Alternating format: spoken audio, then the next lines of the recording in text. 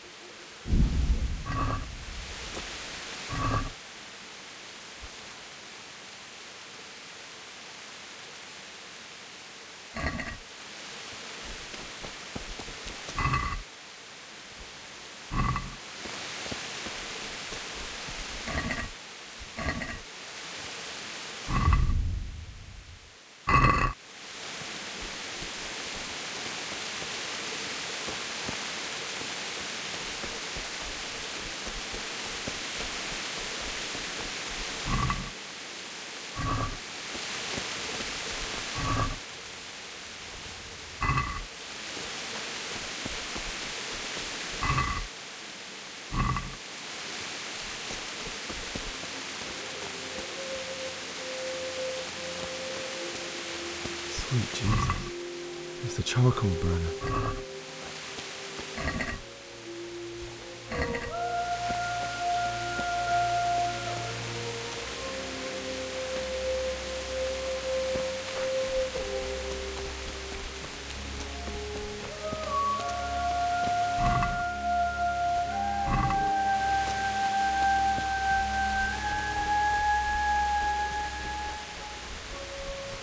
Hey!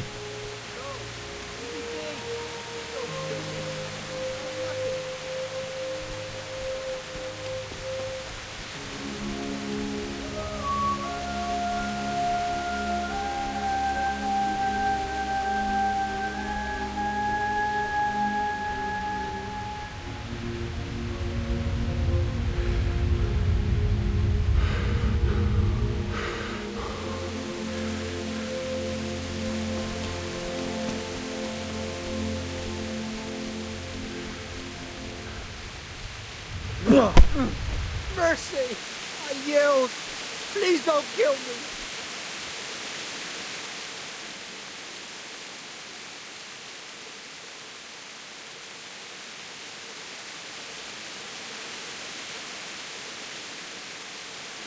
All right. We'll let you go. All right. Thank you.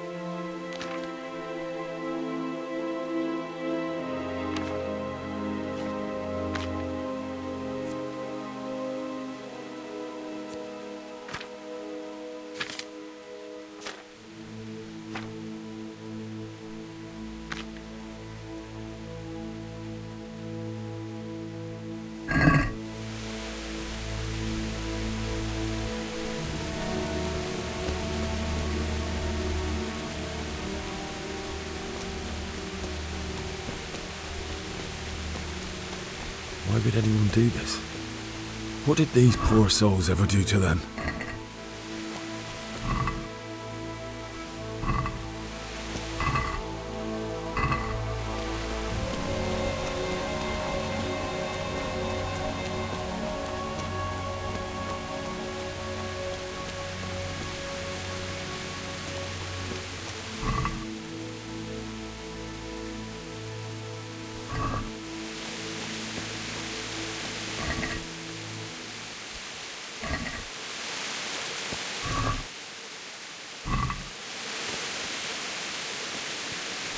Hey, what's going on there?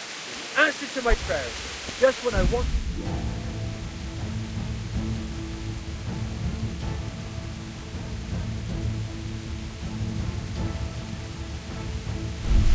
I'm going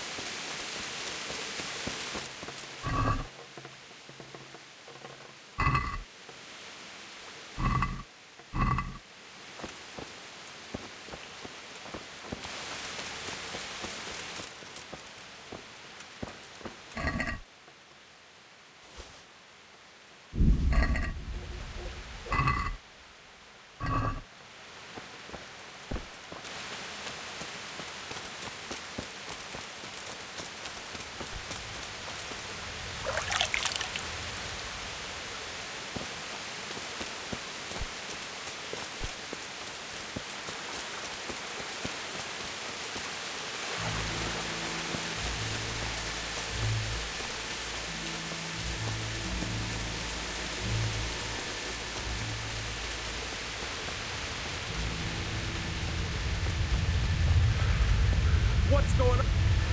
Well, I never. The pig turns up willingly for the slaughter.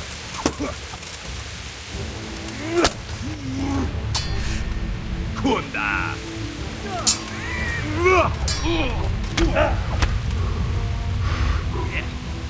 You'll get.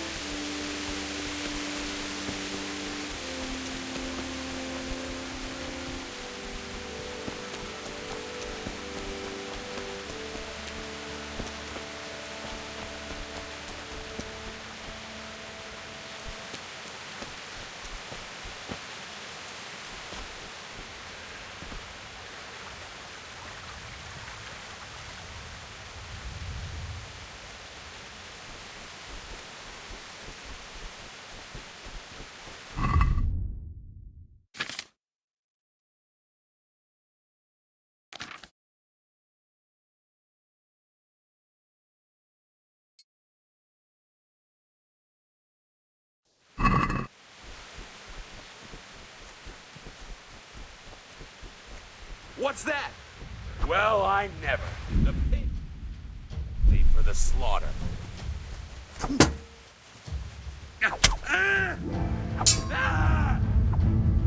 Fuck! Yeah. What's the matter? Come on!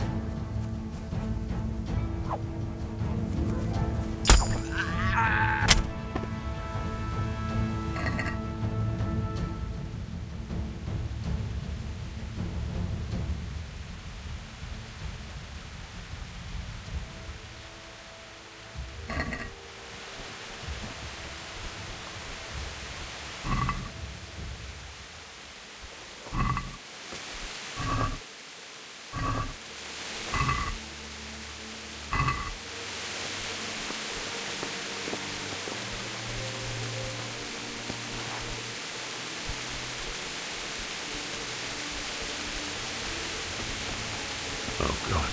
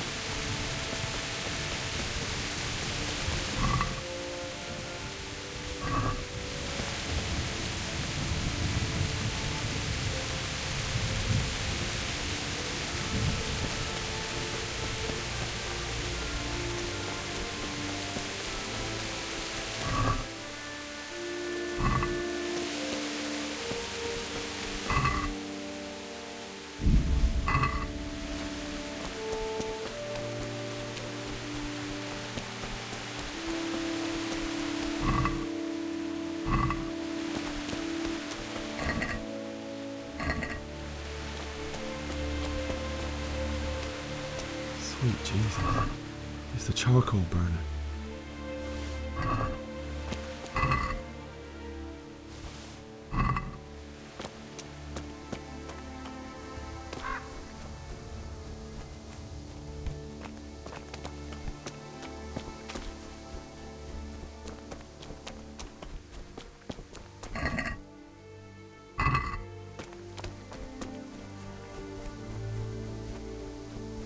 Hey! No! Leave me be! Don't kill me. I have nothing.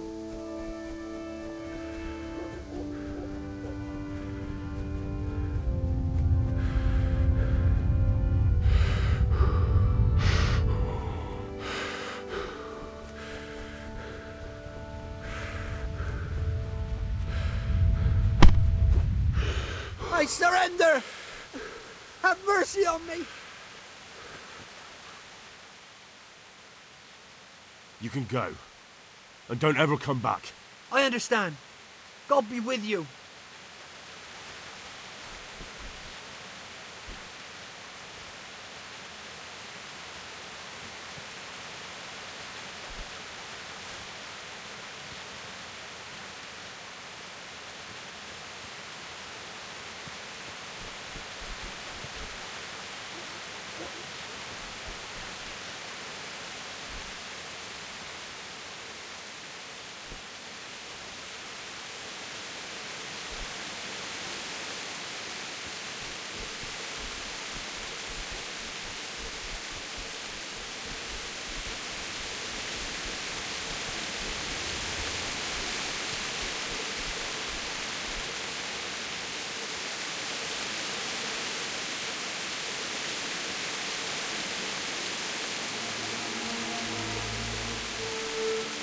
What's going on there?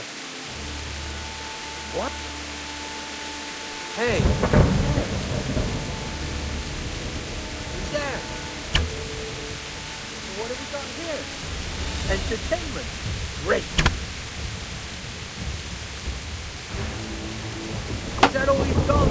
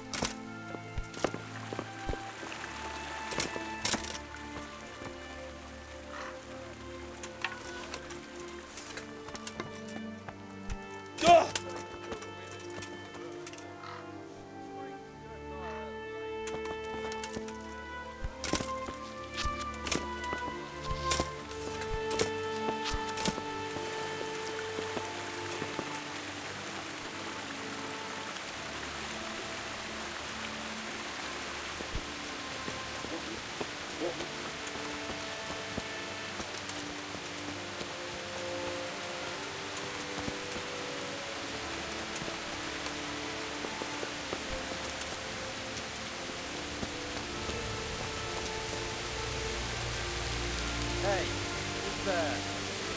Who's there? What the hell was that? What's the answer to my prayer? Just when I wanted to vent my rage on someone. One week of the knees,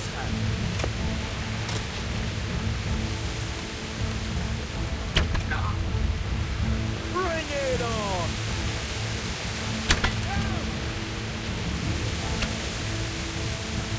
You pull the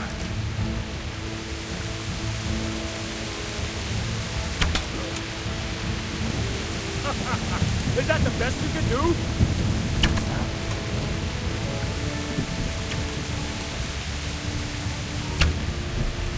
I'll slaughter you!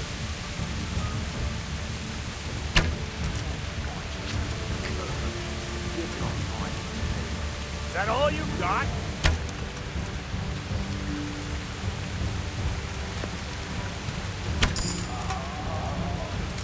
Gone weak at the knees, have you?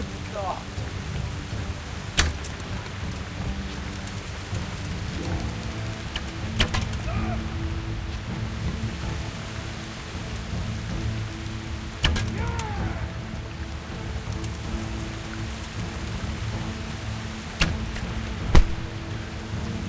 What's the matter? Come on!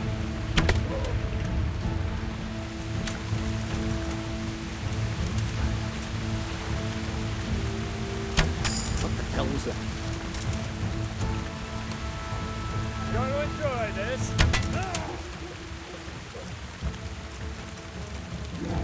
Bring it on!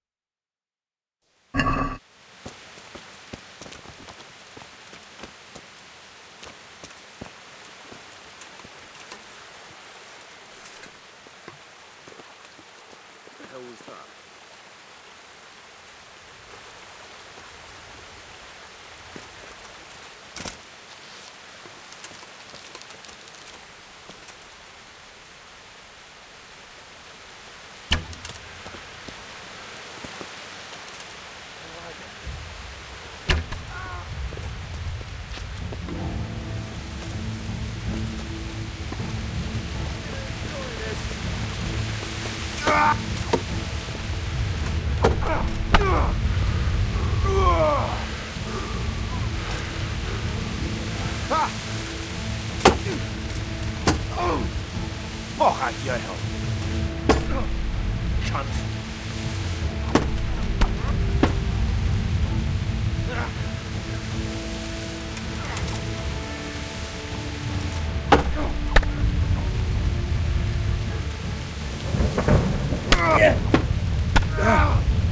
Take that!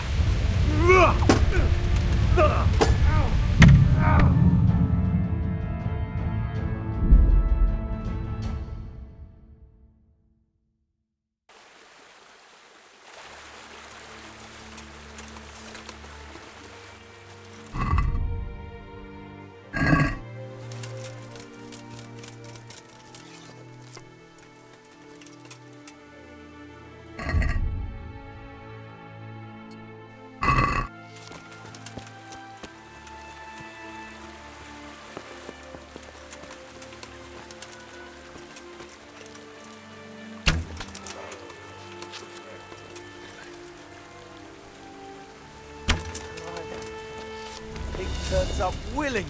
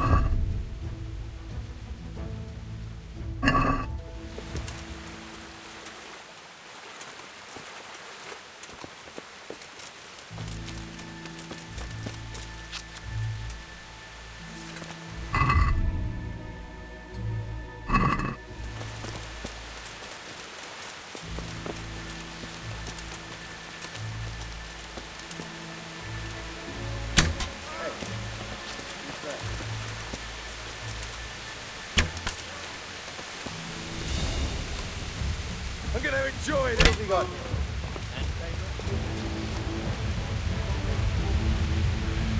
You're weak at the knees, have you?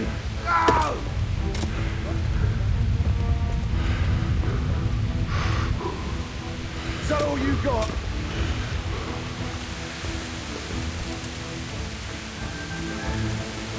You're dead!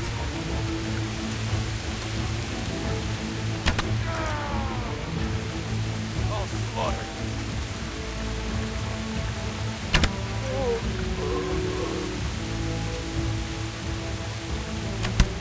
You'll get what for?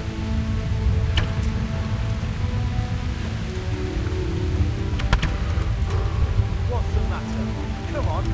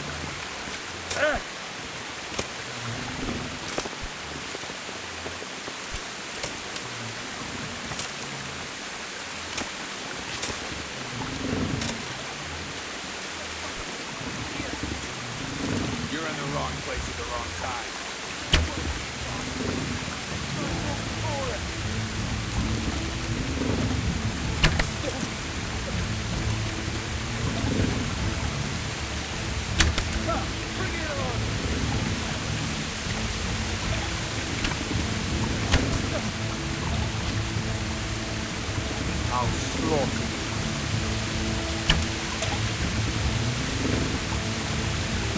Come here, Deliver.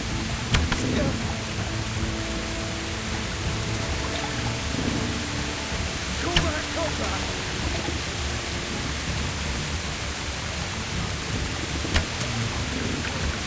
Can't hide from me. What's the matter? Come on!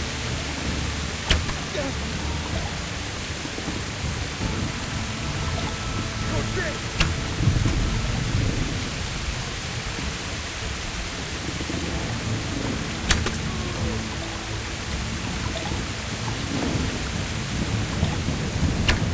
You're weak at the knees, have you?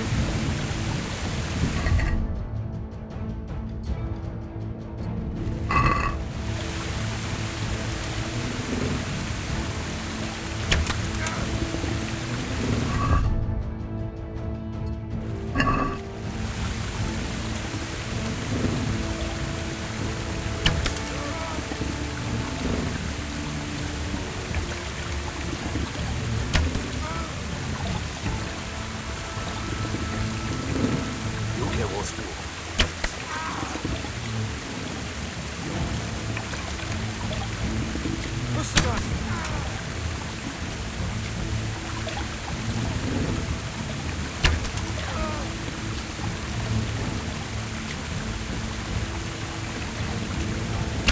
I'm going to enjoy it. I'll find you. Ah! Your eyes for me.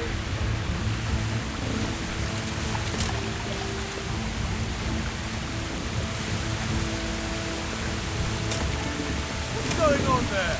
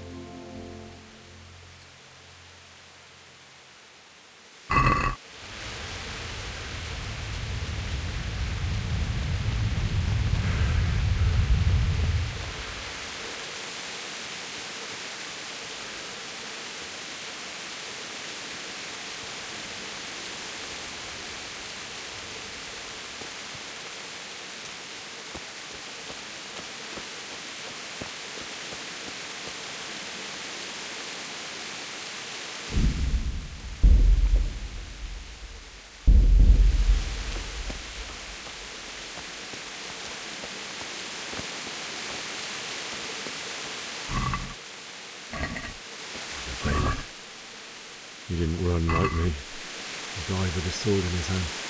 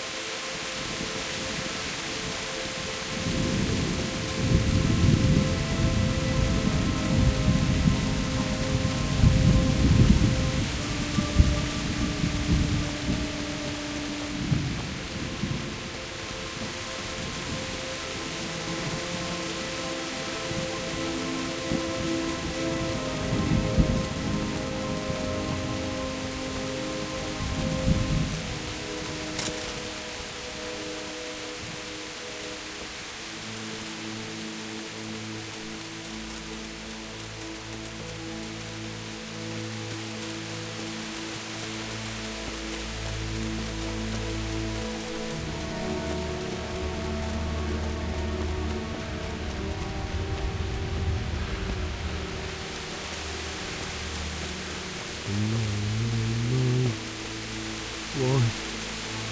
Not you. It wasn't supposed to be you, Bjorn. Just wait a moment. I'll take care of my parents, and then I'll come back for you. I won't leave you like this.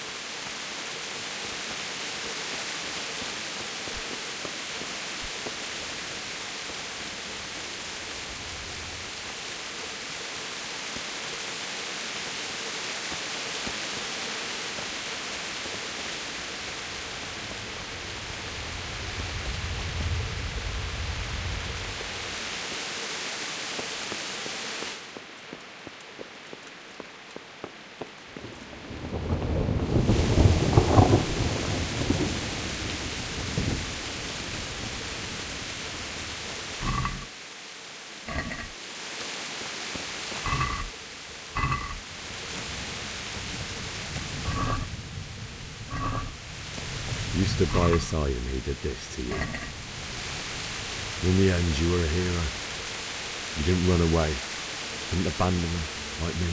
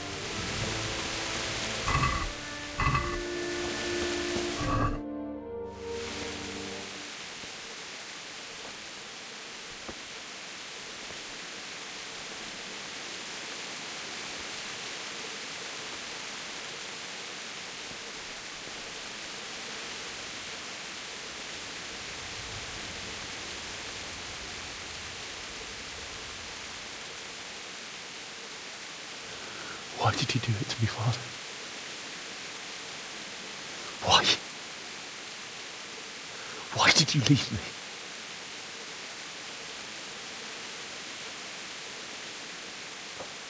Forgive me. Forgive me for everything. Next time I won't run. I'll never run away again.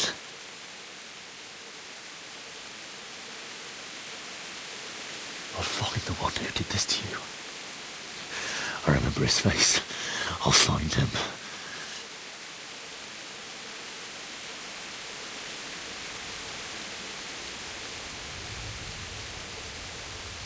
But first, I have to find this shovel and take care of you.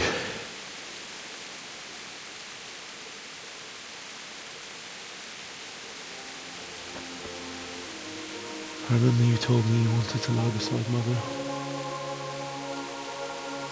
Here.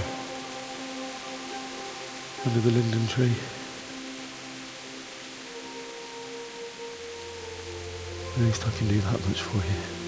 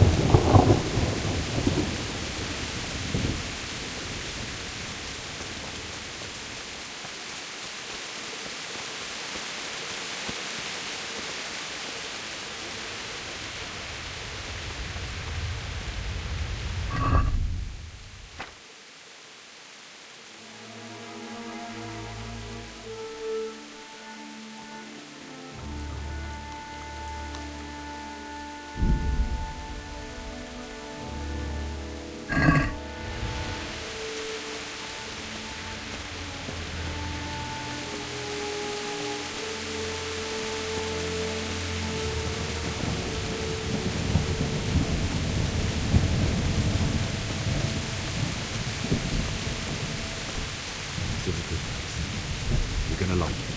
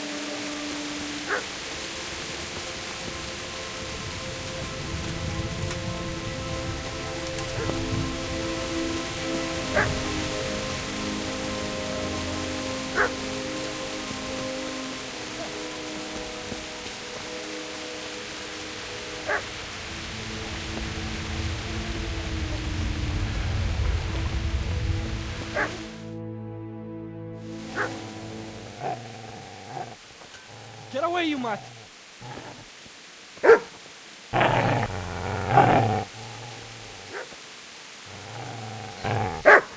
Get away, you beast! What's going on? Bishak, what in God's name are you doing? What do you think I'm doing? Digging turnips? The beast just went for me. Isn't that Mutt the butcher's? Isn't that body the butcher's? Yeah, that's him. What's that got to do with anything?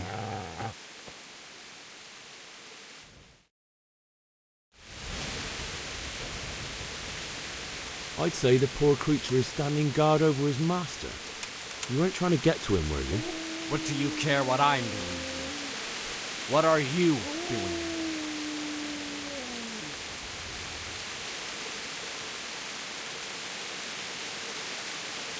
I asked what you're doing here. How about you give me an answer? If I want to confess, I'll go to the priest. Go away and leave me in peace. Do you know what happened to Teresa from the mill? When I fled, the humans wanted... They meant to violate her. God knows what else. No, I don't know. What do I care? They probably raped her and killed her like all the others. Her misfortune. Right now, I've got to take care of myself. How did you manage to get away? How do you think? I ran. Would you lend me that spade? I have to dig a grave, and I can't find another. What's it worth to you? I see you have a fine sword. I'll gladly trade you my spade for that. How did you come by it?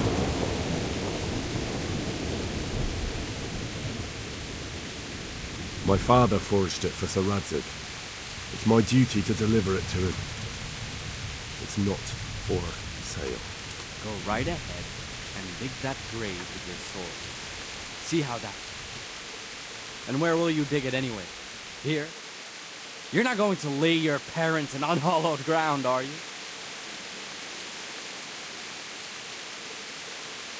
You know, you're an unbelievable piece of shit.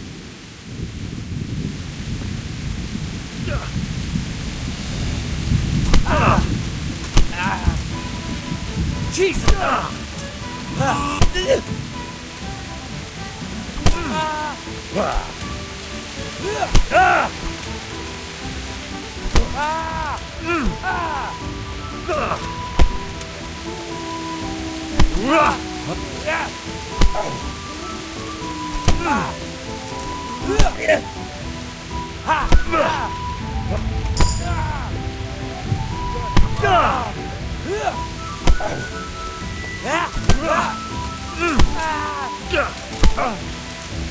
The beachy!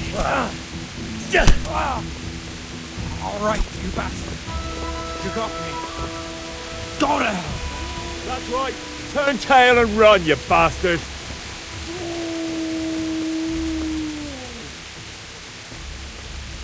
Easy there, boy. No more. Your good master won't be needing this anymore.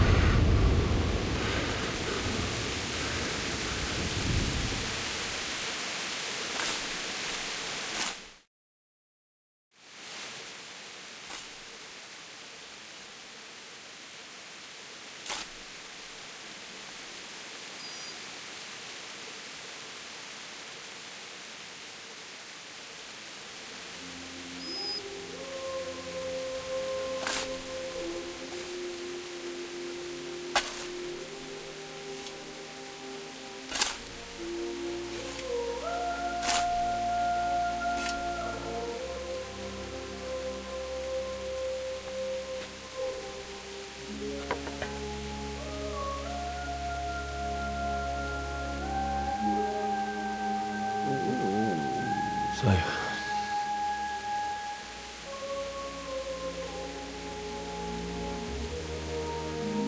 let's get to it.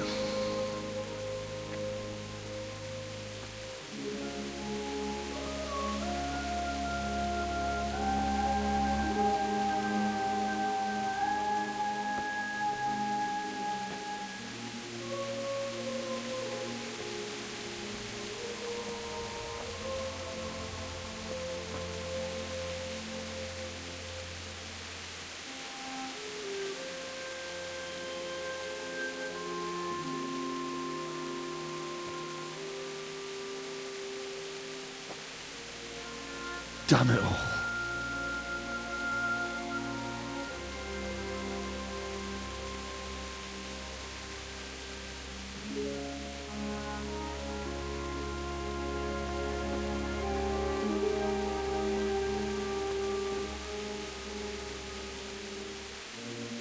How am I going to do this? Do you need some help? Is that him? Yes.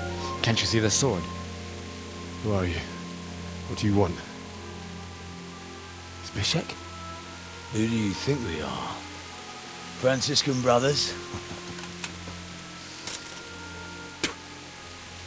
We're here to rob you of everything you've got. Especially that fine blade that's of no use to a peasant like you anyway. Banish the thought. It is my father's sword. You mean him? I don't think he's going to be needing it anymore. Listen here, boy. You hand over that sword, I might just let you go. If not, you're in for a family reunion you really don't want. Leave me alone. Kill him, Runt! Aye, cut the bastard down. As you like. Could have just cost you a few teeth. Ah!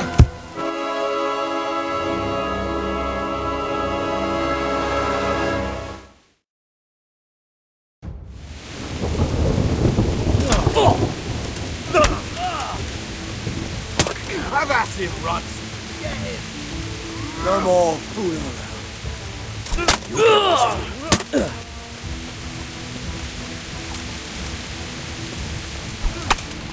I'm gonna enjoy this.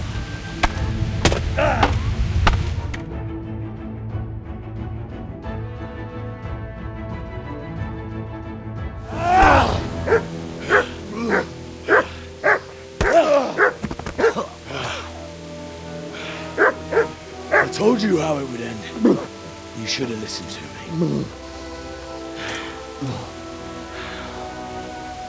This is nice work. The chief is going to like it. It's new, isn't it? And now, for the maiden bloodletting. Surely your father never would have imagined it would be your blood. I believe there's a word for such moments. The old man would certainly know. But I'm just a common killer.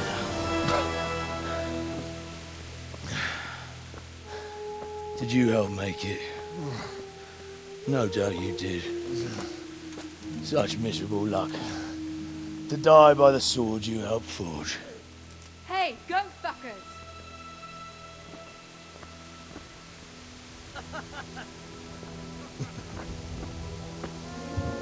The games are over.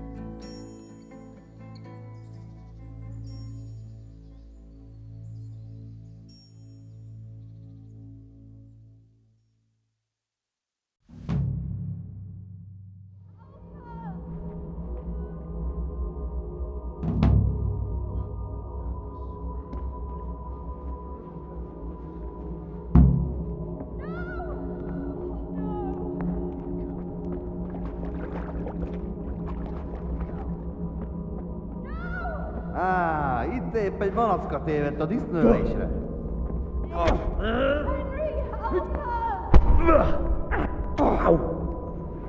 Nesze! Geci!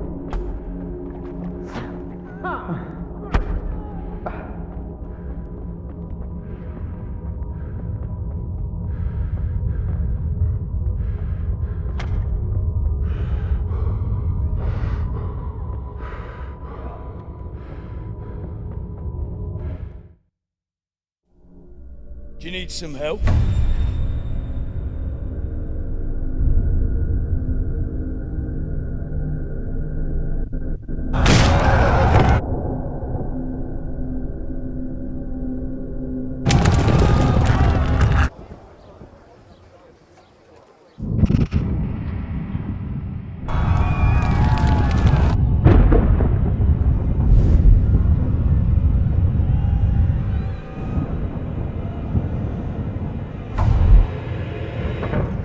Henry! There's work to be done.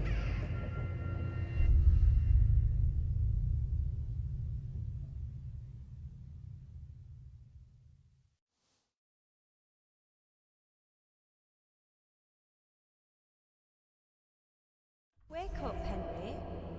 It's past sunrise. Henry, can you hear me? Get up, Henry. Wake up. It's a new day. Henry, can you hear me? Hallelujah. I thought you'd never wake. Were you having a nightmare? Teresa? You still have a fever. Uncle won't be pleased, but you'll have to stay in bed.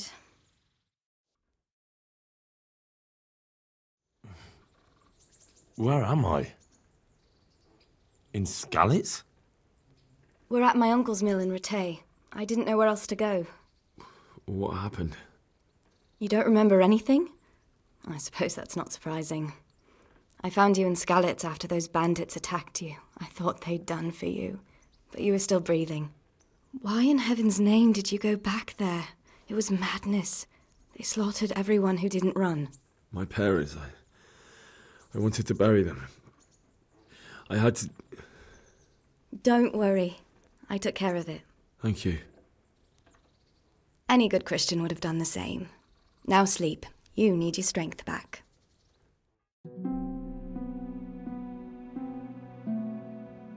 You're awake. Good morning. It's near midnight. You've slept all day. Oh, I feel like a horse fell on me. The beating you took was worse. But at least the fever's broken. What in the world were you doing in Skalitz? Waiting to die. What? They killed my brothers, my family, my friends. They're all dead. All of them. Everyone I ever loved. They killed one of my brothers in the mines. After that, what did I have to live for? Don't say that. There's always hope.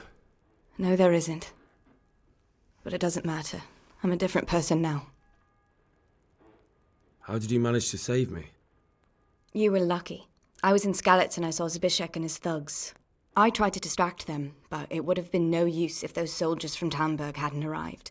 They were searching for you and scattered the bandits. Searching for me? Yes. Lord Divish sent them, led by Captain Robard. So tell me, why is a lord of such high standing interested in a blacksmith? Sir Divish promised Sir Radzig he'd look after me. But as for why they should care, I've no idea. Oh, I'm exhausted. I'm not surprised. I'll bring you water and something to eat. In the meantime, rest. You're still very weak.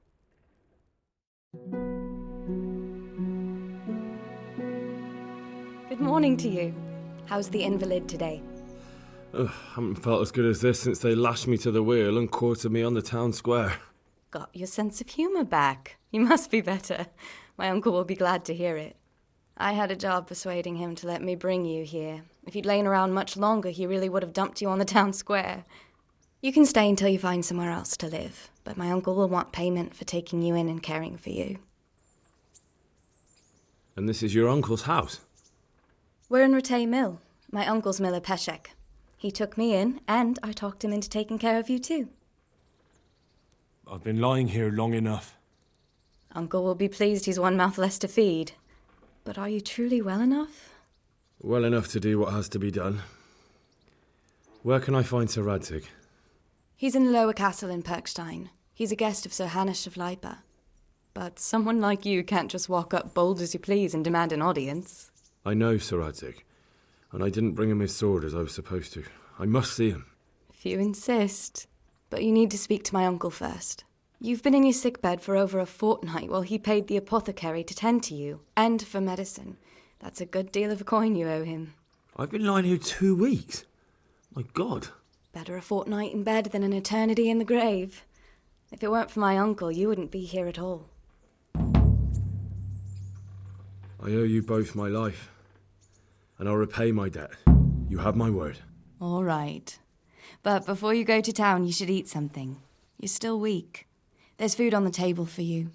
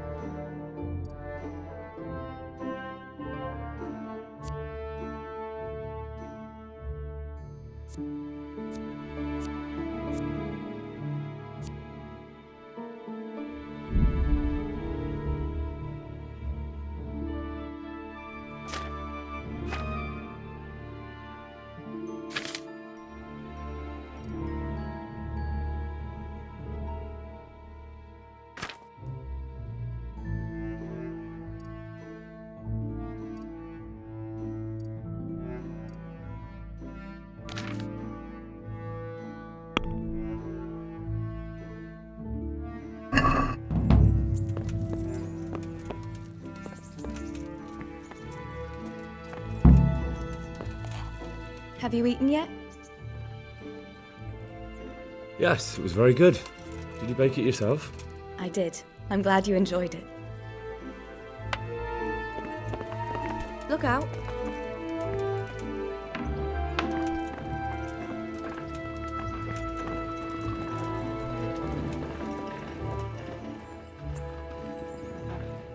My name's Henry.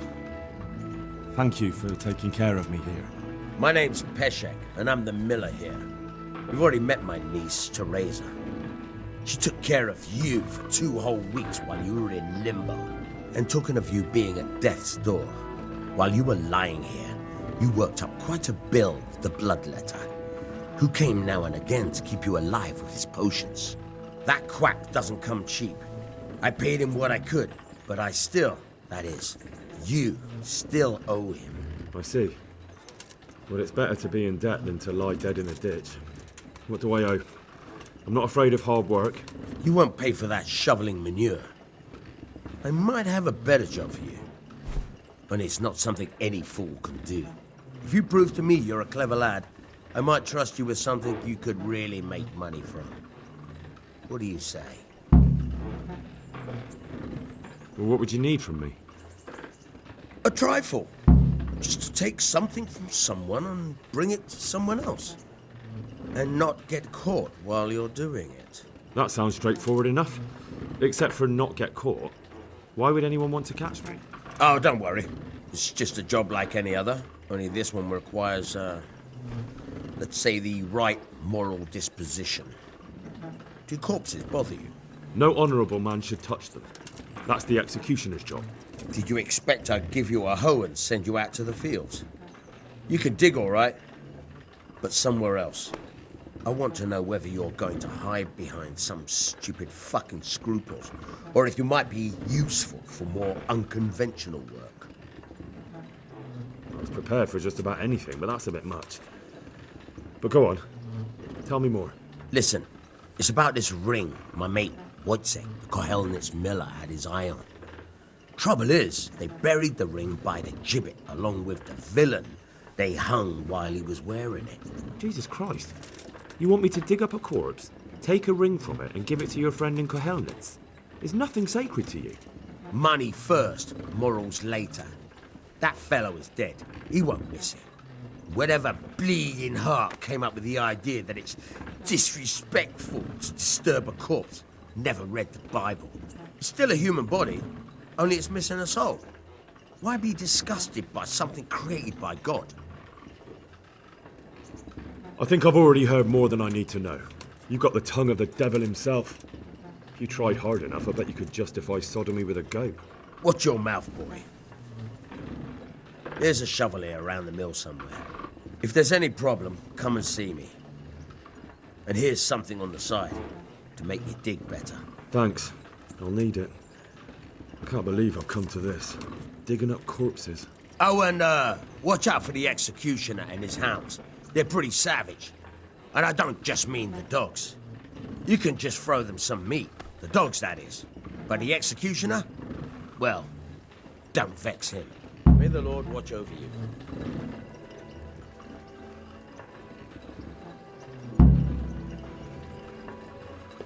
Ah!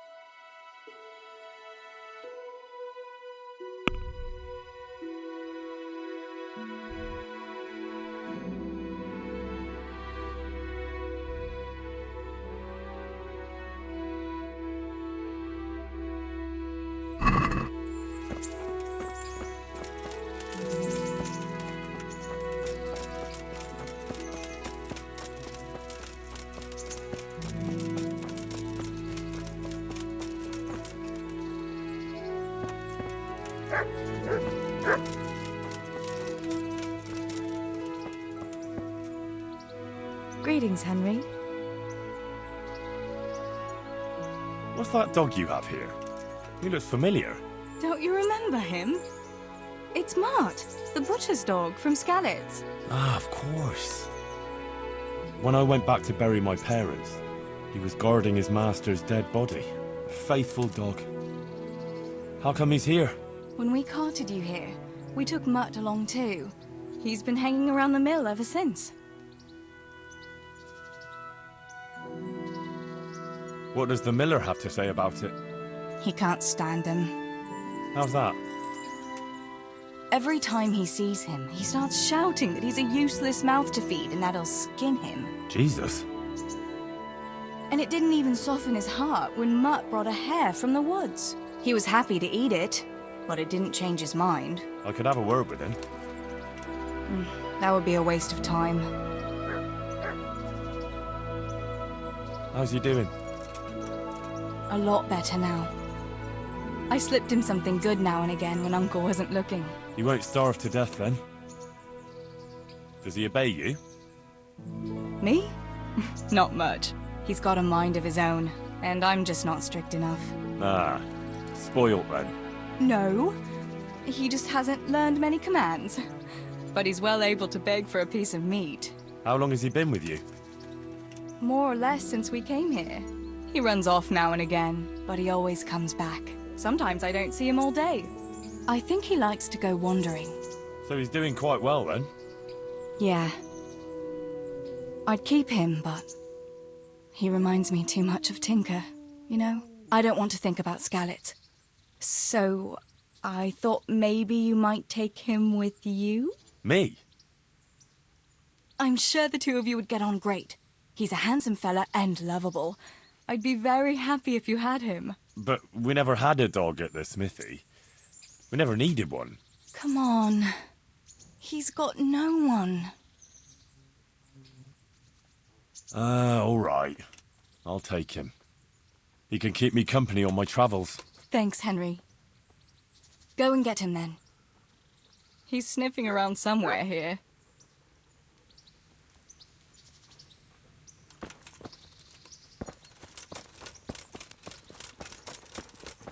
Hey, Mutt. Remember me? From Skalitz, remember? You want to go with me? Come on then. We'll get on like a house on fire. Follow me.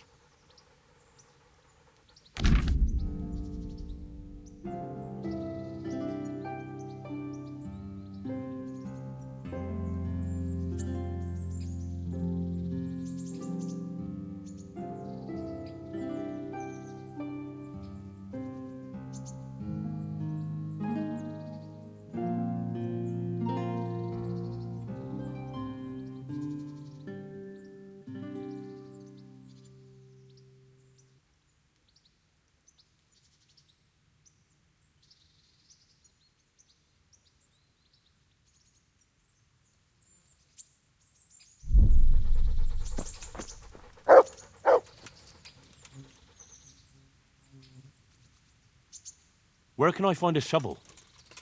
There's one right outside, leaning against the cart. Can you tell me...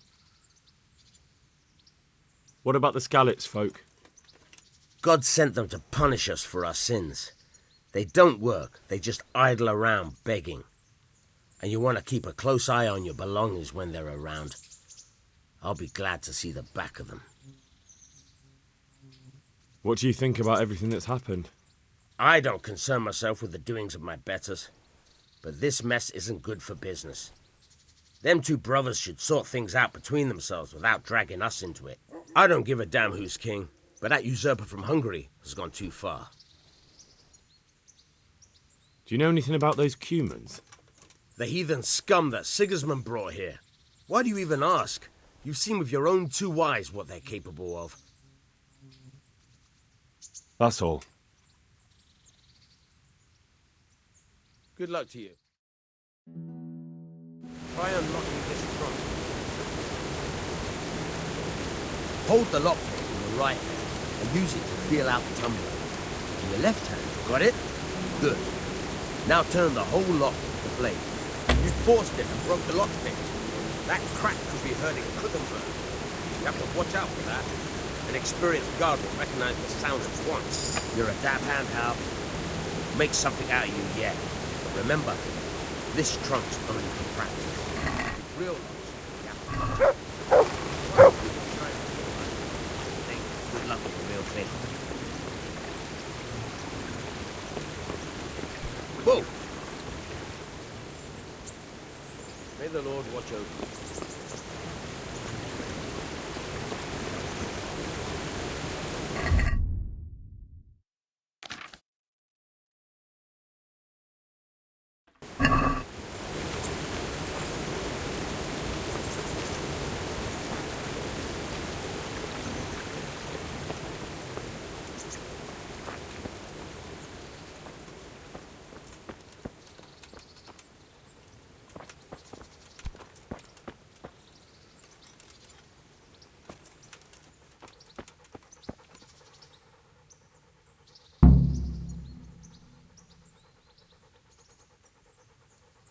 Look what I've got for you.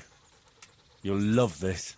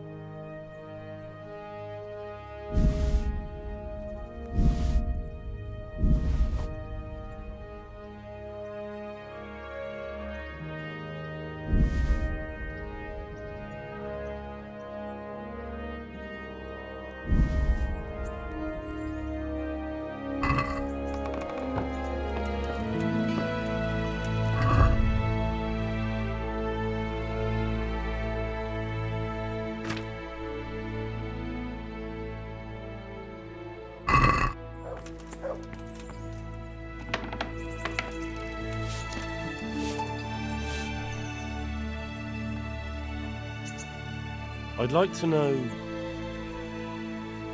So, how'd you like it in Rattay? It's a big town with good strong walls, so I suppose we're safe here. And they took us in our hour of need, but for how much longer? They'll grow tired of us soon enough. How are the Skalitz folk getting on? They're alive, that's the main thing. They have shelter, but they're just scraping by. Rattay's citizens aren't happy the town is full of beggars who don't look like leaving anytime soon. Do you know anything about those human rapists? About... you know. They came to Hungary from God knows where, and now they... Well, folk tell awful stories about them. I hope I never see them again. That's all. Have you got a moment? I'd like to ask a few questions about Skalitz. I don't remember much. All right. What do you want to know? How did you get me away from Skalitz? It wasn't easy. Sir Robard and his men helped load you on a wagon and we harnessed an old nag the bandits had left behind. The soldiers escorted us all the way here, God bless them. What about the bandits? Sir Robard and his men routed them. They killed a few, but the giant who attacked you fled, and Zibashek with him. It won't be safe in Skalitz for a while yet. Why would Zbyszek do that? I never thought much of him, but banditry? He was always a nasty piece of work. Doesn't surprise me he joined them. If you knew what he did to me. Tell me. When those cumins, they call them, when the cumins came, Zbyszek pushed me out in front of them and fled. He sacrificed me to save his own hide. That bastard! Where's the sword I had? You had a sword? It's gone now. Those scum took everything, including your horse. I don't give a damn about the horse. I stole it anyway. But my father forged that sword for Sir Radzig. I promised father I'd take it to him. I have to get it back. Well, you can't. Just be thankful you're still alive. What happened to the other survivors from Skalitz? They sought refuge in Ratay, and some of the Ratay folk are none too happy about it. And Matthew, Fritz and Matthias? Johanka? Did they make it? They're alive. I heard Matthias is at the stud farm in Merhojed. Johanka is in Sasau, and Fritz and Matthew, well, you know them. They're up to no good somewhere. The only trouble they'll be in is of their own making. What about Sir Radzig? Sir Hanush, he's the Lord of Ratay. He gave his lower castle to Sir Radzig, a place called Perkstein. Sir Hanush lives at the upper castle. The Skalitz folk have made camp in front of it. How did you get away from those cumins? You're wrong. If it hadn't been for you... When they came to the mill, they slaughtered everyone. And kept me for last. After you distracted them, I fled to the mines to find my brother, but he... My brother was dead, but I owe my life and more to you. And I owe mine to you. The scales are balanced. I won't trouble you anymore. Let's leave it be.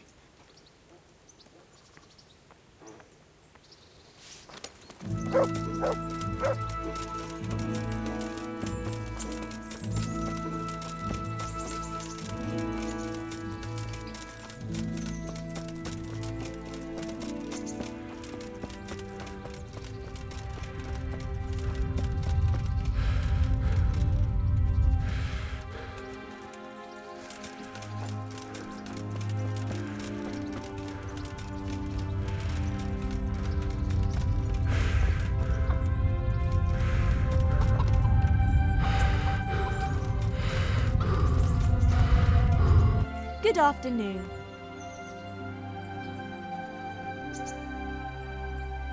What kind of governor is Sir Hanush? He's strict, but just. Thank God for him. He don't get mixed up in nothing like that Sir Radzig, so you don't see no one attacking us. What's life like in Ratay? Life is good here. By God's mercy, the war's passed us by so far. There's nothing but them refugees to disturb the peace. How do the Ratay folk get on with the refugees? Don't even talk to me about it. I wish that rabble was gone. I know they've met with misfortune, but here they do nothing but thieve and make problems. Have you heard anything about the Cumins in Sigismund's army? I don't know if it's just old wives' tales, but I heard truly terrible things.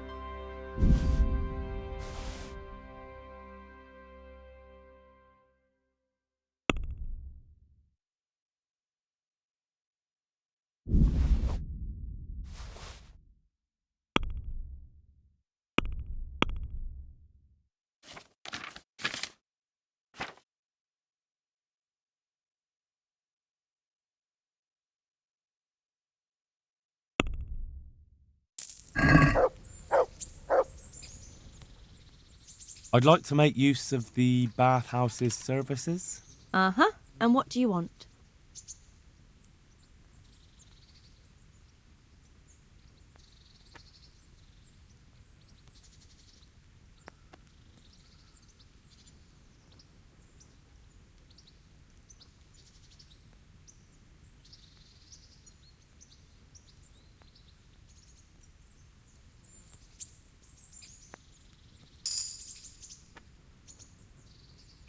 I'm interested in your... And what is it?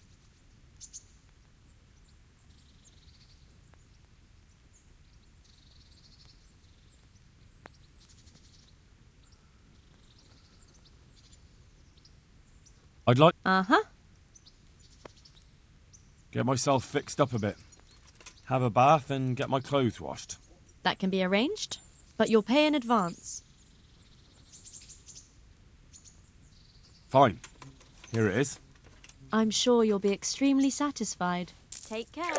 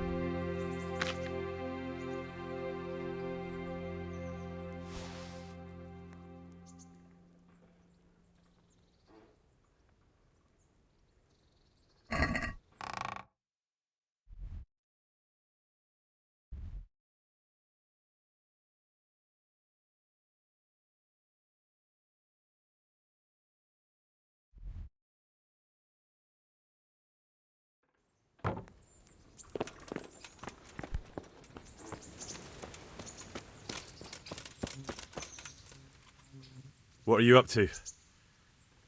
How would you like to, I don't know, come for a walk? A walk? I'd like that very much, but I can't right now, Hal. Give me some time to settle in, will you? If that's what you want. It's not you, Hal. It's just this isn't a good time. What actually happened to you in Skalitz? I mean, during the attack and... well, you know. That's a long story. Not a very cheerful one. Are you sure you want to hear it now? I do. All right, then.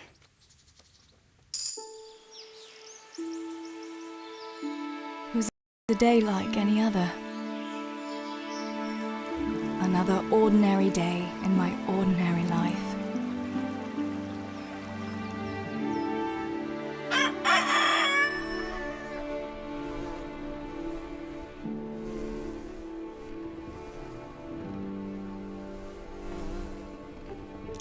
I awoke at first light, before the others. I like those kind of mornings best.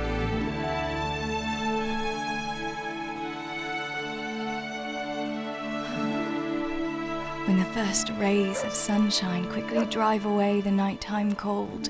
Hello, you. Come here. And the breeze carries the scent of dew-covered grass and the bloom of spring. I wanted to get my chores done before the rest of the household was up.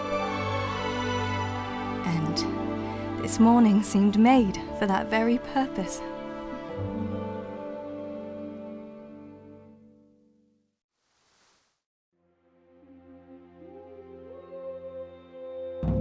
Right.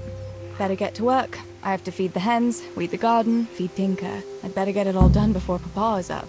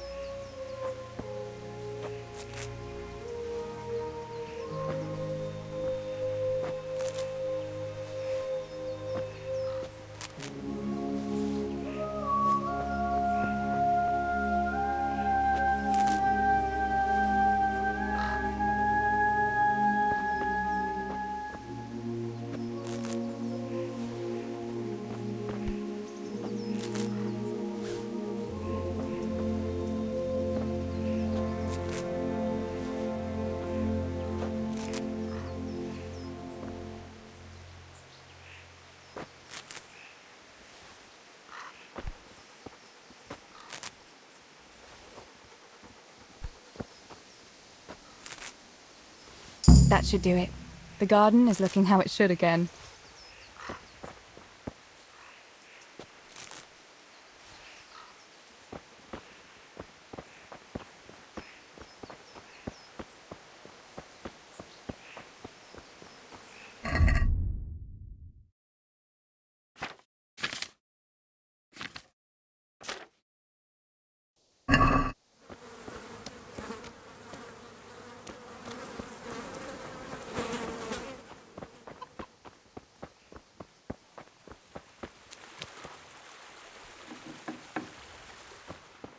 I must bring Tinker a piece of meat. That'll be a nice treat.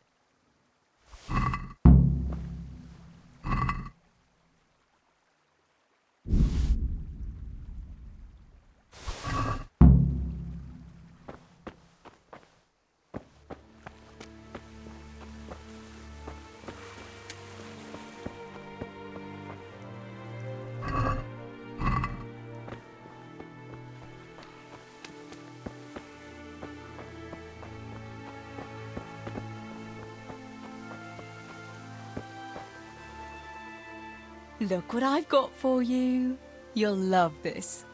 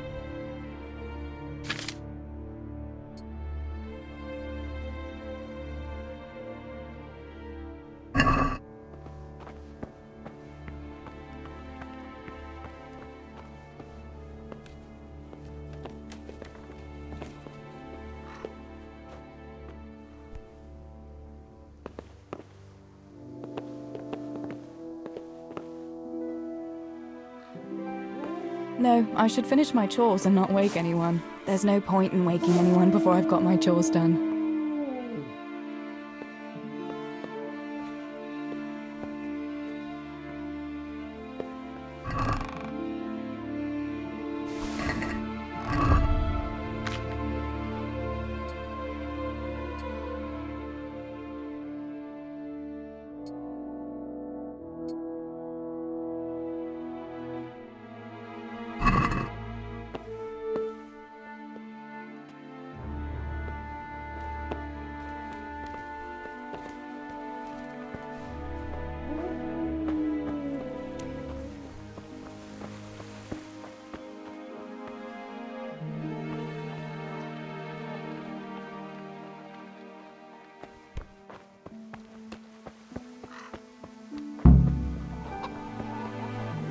Here, chickie, chickie, chickie. Here you are, girls. Fill your beaks.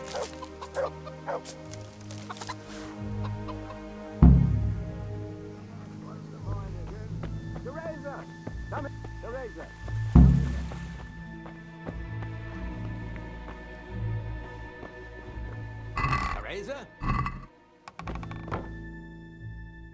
What do you need, Papa?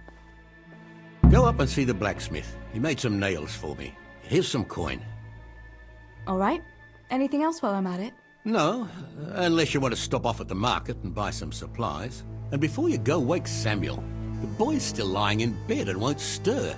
He ought to follow your example and Stibor's. You two don't have to be pushed to work. Well, at least he's still better than that good-for-nothing Zbyszek. The lazy wretch. A helper like that isn't worth a damn. If it weren't for his father, God rest his soul, I'd have thrown him out on his ear long ago. Aye, he's an idler, that one. And he'd hardly give you the time of day, never mind a kind word.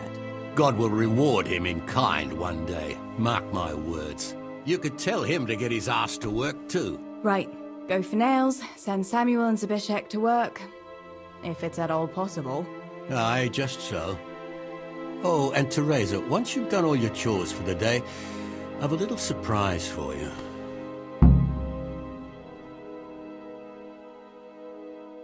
A surprise, Pa? Don't you want to tell me about it now? Curiosity killed the cat. What kind of surprise would it be if I told you, girl? Oh, all right.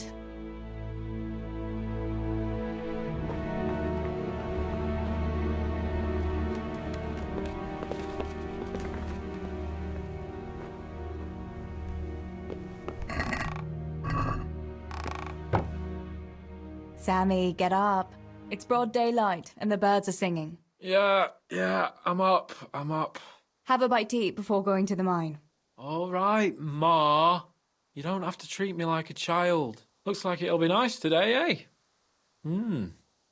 I could go to the pond fishing. But you have to go to work. I know. But maybe I can slip off after lunch. There'll be no slipping off. You know very well Nemoy has been complaining about you. Or about dropping that pail on Tonda's head. It was an accident. Not the first accident you've had, though, was it? Well, there you go, then. If I leave early, nothing'll happen to anyone. And you can cook the fish for lunch tomorrow. You silly sod. All you ever do at the pond is lie around. The only thing you'll catch is more trouble from the mine master when he finds out. Well, if you're not a child, you can sort it out yourself with Nemoy. Don't I always?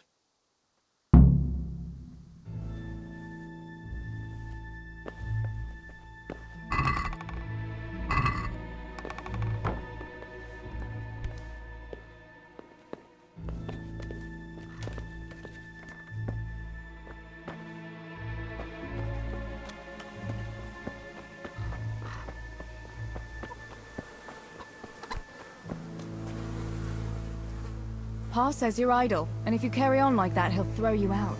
Ah! Why would he do that? Then he'd be left only with Stibor, and Stibor's not going to break his back working either.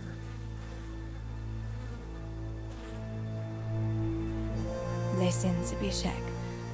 Pa's not happy with you, and if he says you're idling, you'd better make a bit of effort. I'm only telling you for your own good. You wouldn't want to lose your job now, would you? You lot are always going on about work as if it was a blessing from heaven. All right. I'll get to work. Anything for a bit of peace. That's more like it. You'll see it doesn't hurt.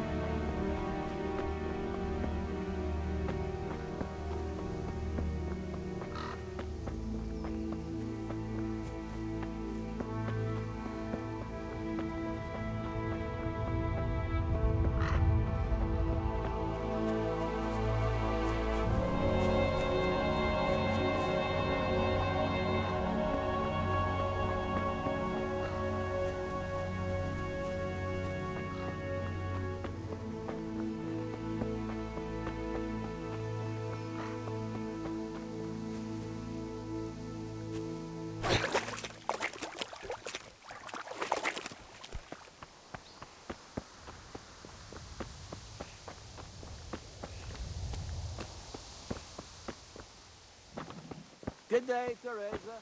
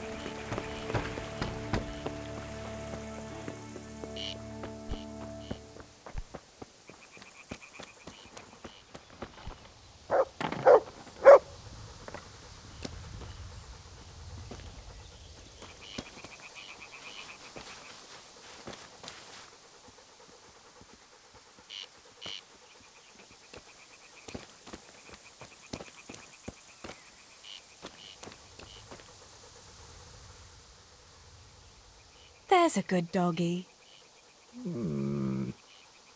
That's my boy.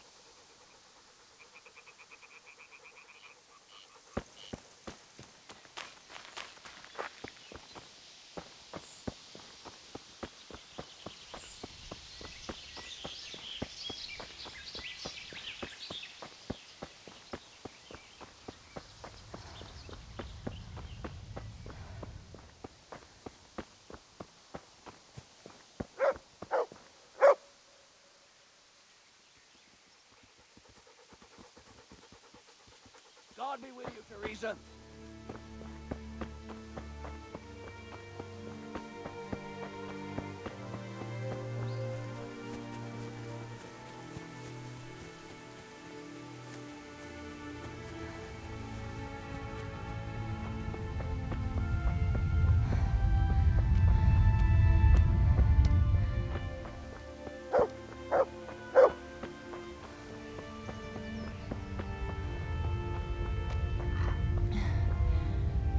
Greetings.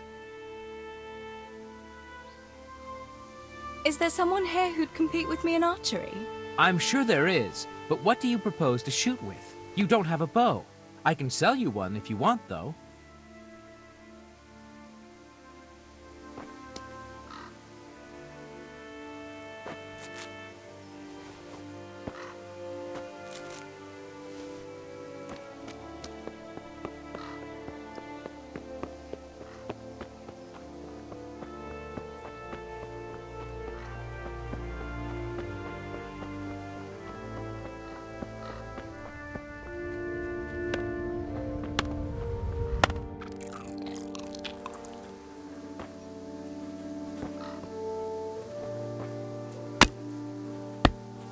How are you?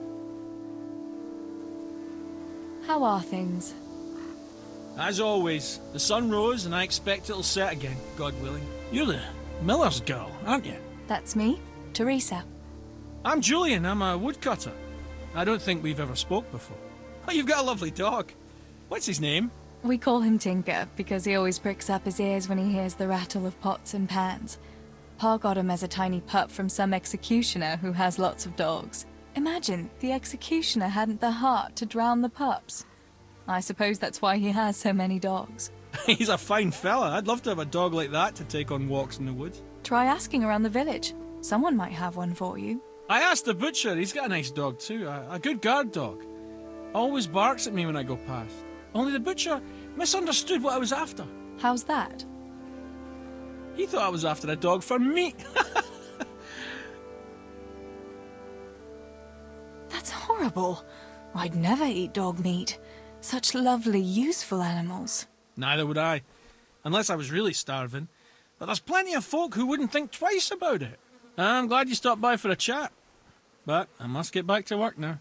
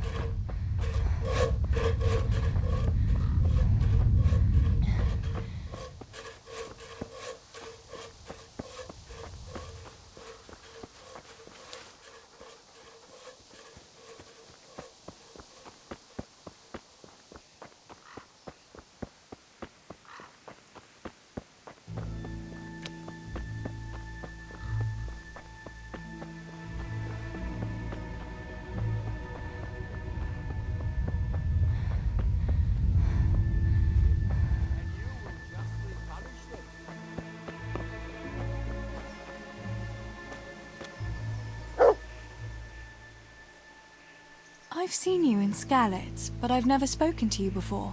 No, not many people talk to me. Why is that? Why? Because I'm a stranger here, and people would rather look after their own than strangers. Why are you begging? I lost everything. I had a wife, a home, children. I had cattle and sheep.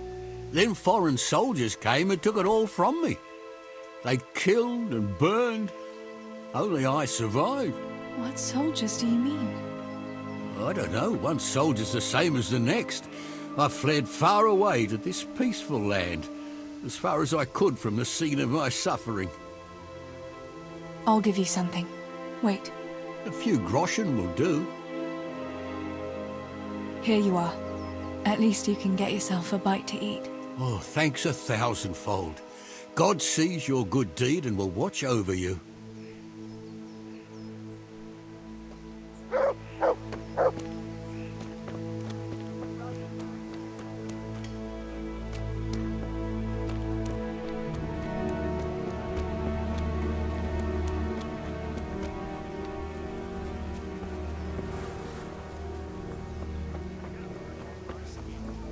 Something's taken a fancy to someone. God save Teresa. God bless. What can I help you with? What's new with you, Antonia? My husband keeps complaining about a cough and a running nose. With all the moaning he does, you'd think you ought to call the gravedigger. And then, in the evening, he ups and off to the tavern. Men. They get a tickle in the throat and they think they're dying. But put a tankard of ale in front of them, all of a sudden, they're right as rain.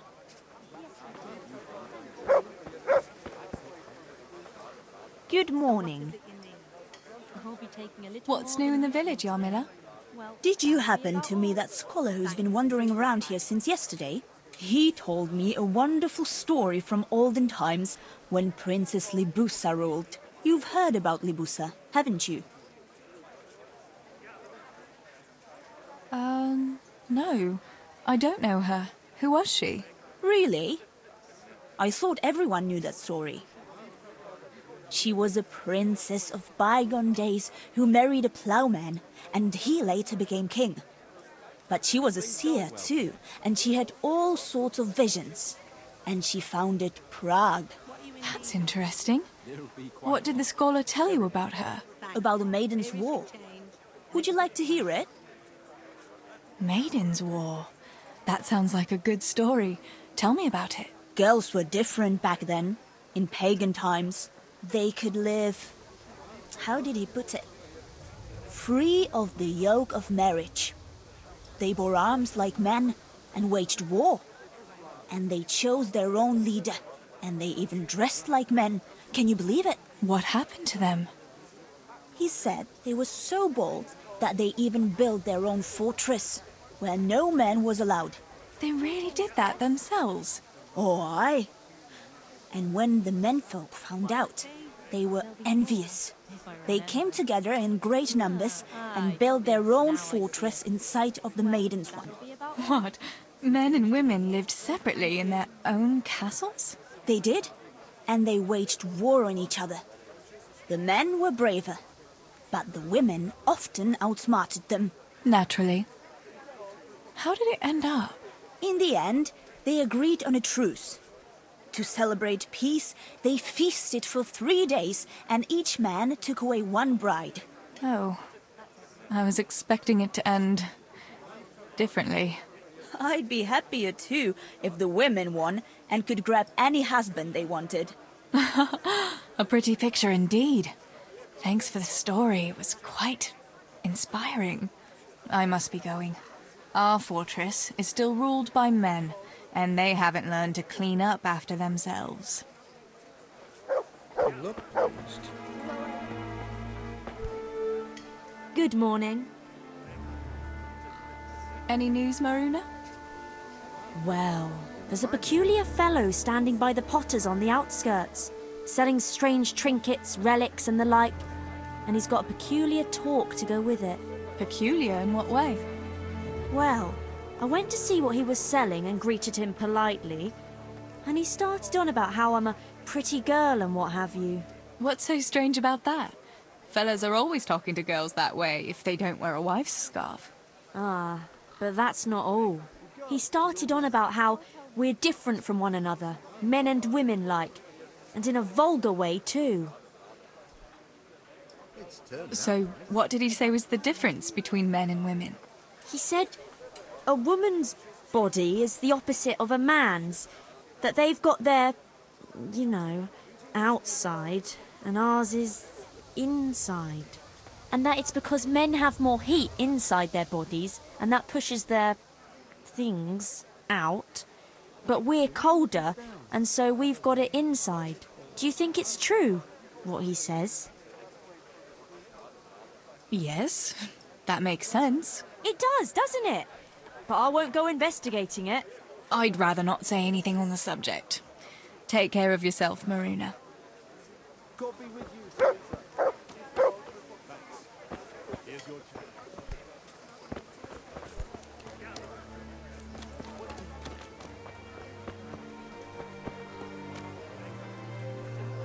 Good day.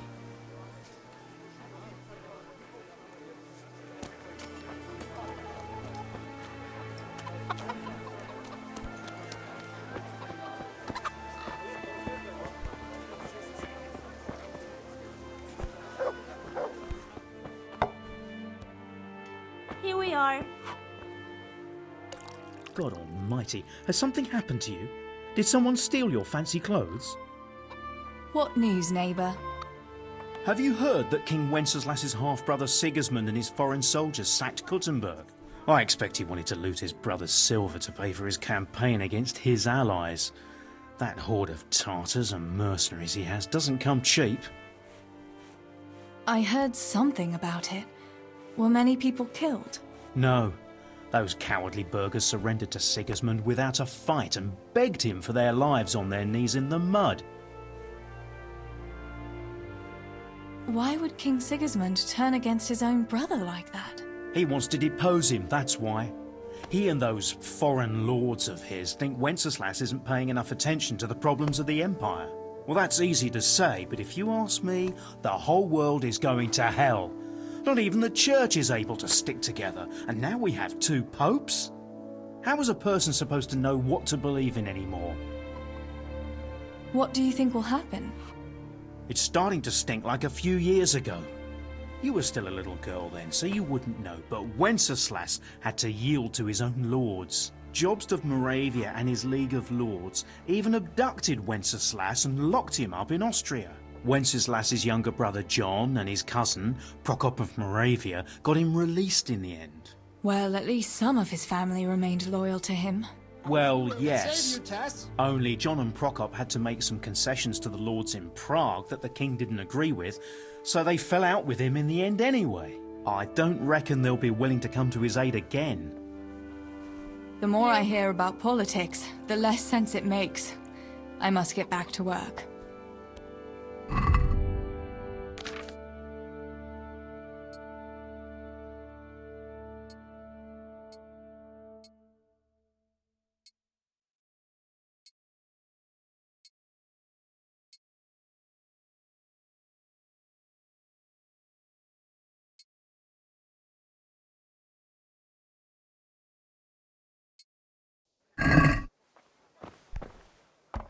Good God, you look terrible. Did someone attack you?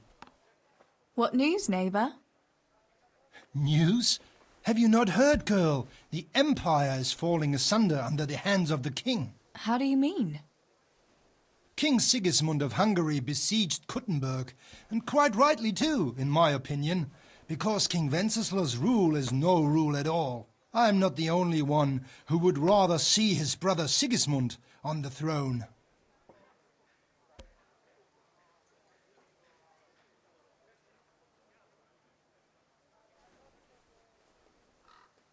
I agree.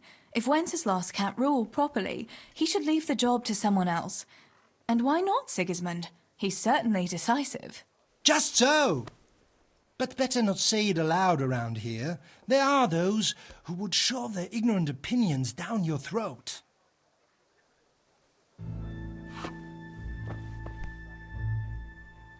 Bianca, how come you're up so bright and early? Papa has me running around from dawn till dusk.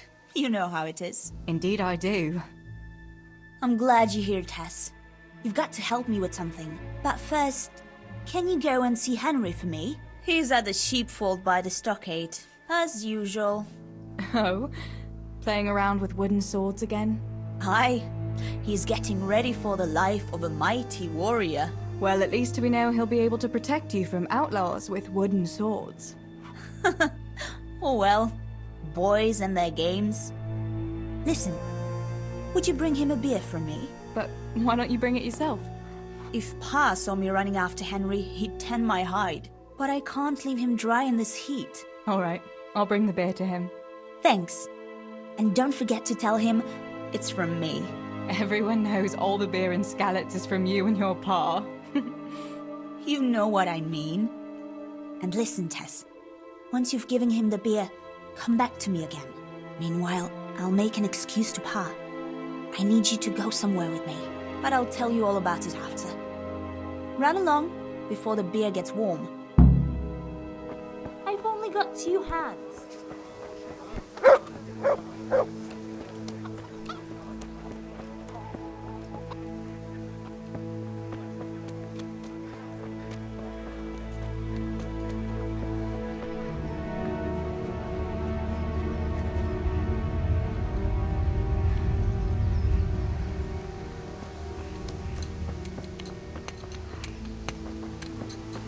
How are you, Teresa? How are you? What's new in the village? Everyone is flapping around because of this dance. Saresic has promised a roast pig, and they are behaving like it is manna from heaven. My God, you would think they never saw meat in their lives before. I think it's very good of his lordship. Will you not be going then? Yes, I will go, only to see this foolishness for myself. But it is not from the kindness of Saresic, it's Master Fafar who is paying for this.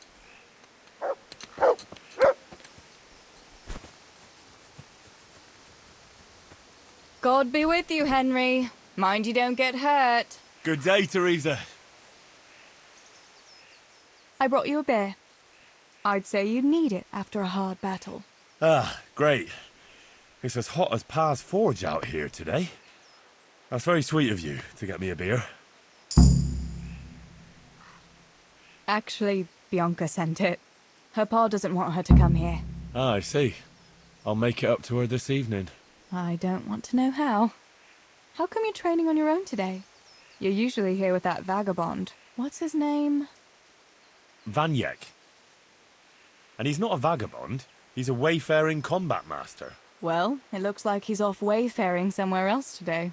Yeah, more likely sleeping off last night's boozing. Actually, since I've no opponent today, wouldn't you like to have a go? I mean, a bit of swordplay. I could teach you. Me? Swordplay? Sure. Why not? All right then. I accept your challenge, young sir. But I must warn you, I can swat a mouse with a broom with my eyes closed. Yeah, I knew you had the heart of a warrior. Let's go then. Come on then. Show me what you're made of. Whoever is the first to hit the other 10 times is the victor. What if I hurt you, though? Ah, don't worry. I can handle it.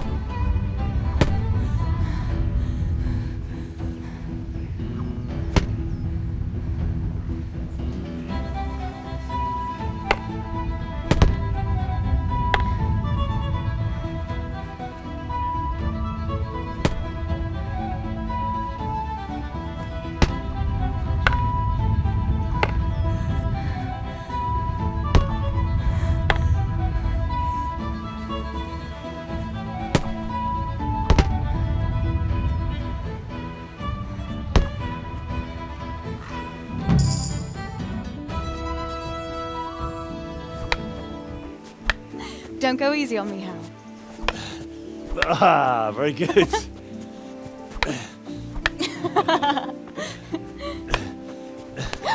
Henry! Really? Now that is hardly chivalrous behavior. Now, I shall have to fight for my honor. Take that, you scoundrel! Are you alright? It's nothing. I'm fine. I'm sorry, I didn't mean to. Are you mad at me? No, of course not. It's my own stupid fault. Well, that'll teach you to go around slapping decent, God-fearing girls on the backside. Let me have a look at it. No, it's only a scratch and a couple of splinters. And I didn't mean to, you know. Show me that. No, really, it's nothing.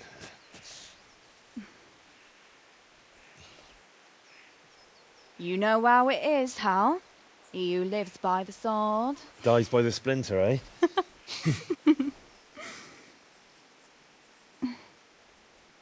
There now.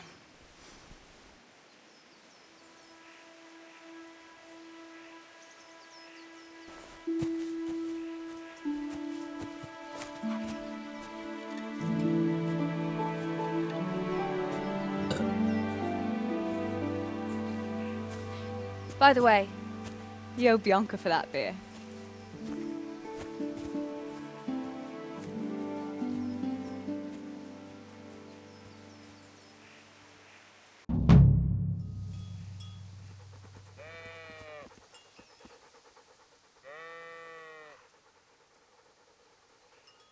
Here, heal.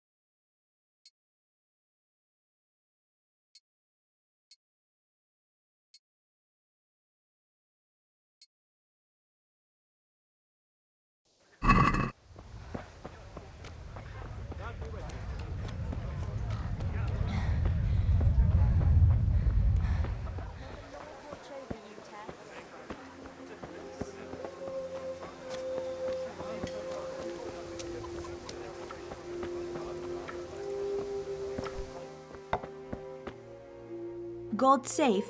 What can I do for you? What else was it you wanted from me? You brought that beer to Henry then? I did. Uh-huh. And what did he say?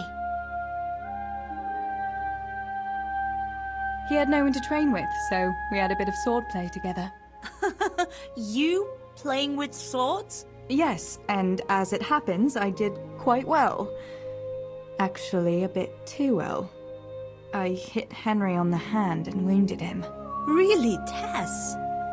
I never knew you were such a warrior girl. He had it coming, the donkey. Maybe it'll dampen his enthusiasm for adventure. All right, but now I can tell you what I wanted. Fancy a walk in the woods? Right now? You want to court me in the shade of the pines? No. I need to pick herbs for distilling schnapps. Henry's favorite. Henry's favorite? I see. Yes. I'd like to give it to him tomorrow. I might have known it'd be about Henry again.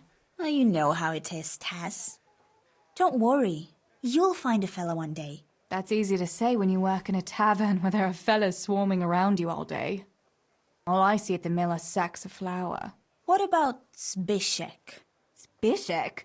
I'd rather settle for a sack of flour. I suppose. Your pa would never let Zbyszek have you anyway. Not long ago, when he had a few too many, I heard him say how he was going to get you the richest husband for miles around. Oh, Pa. I hope that was just the beer talking. What herbs do you need? I've got almost everything, except belladonna. I know a clearing where the best plants grow. Belladonna? But that's deadly poison. It is, if you don't know what you're doing. But don't worry, I haven't poisoned anyone yet. Why don't you go and pick it yourself? Pa won't let me go on my own. They say a wolf was seen in the woods recently. A wolf? Hereabouts? So they say. But it was old Blaha who claimed to see it, and he's never sober.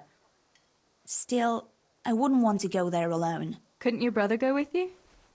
Adam? He'd shit himself if he saw a wolf. And besides, someone has to take care of the tavern. But he could lend us his bow. Good thinking, Tess. Thanks. So, you're going to borrow a bow from Adam, and then you want me to go with you to pick belladonna in the woods? Actually, it's not entirely that simple. Adam won't lend me his bow. The last time he did, I broke the string. You'll have to get it from him. Anyway, I don't know how to shoot. But Stibor taught you, didn't he? Yeah, but that was a long time ago. It doesn't matter. If the wolf sees a bow, he won't come near us. So will you go and ask Adam? You know he's always liked you. Just give him a wink and the bow is yours. You might be able to do that with Henry, but me, well... Come now. You're as pretty as any lass in the province. And once you've got the bow, meet me on the bridge by the lake, all right? All right, I'll help you. But next time I want something from you. I don't want to hear any excuses about how you have to see Henry. Deal. You're an angel, Tess.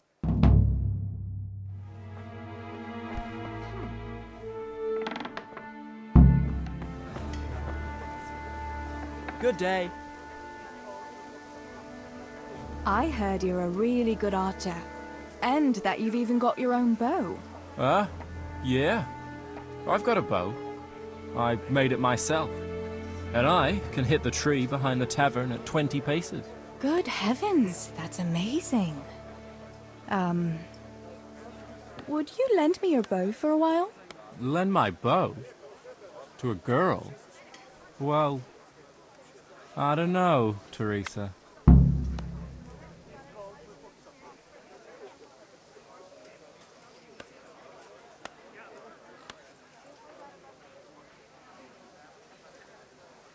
Hey, Adam. If you lend me your bow, I'll dance with you at the next celebration.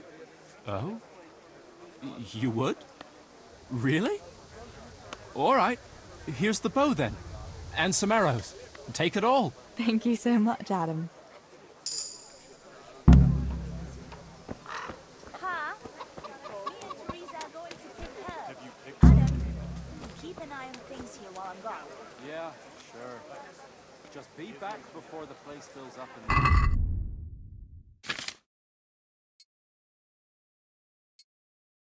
in God save Teresa. God!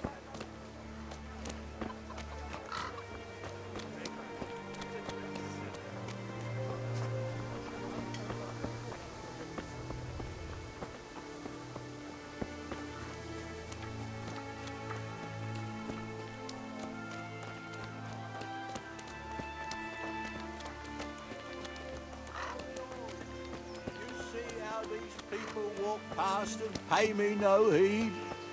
You see it?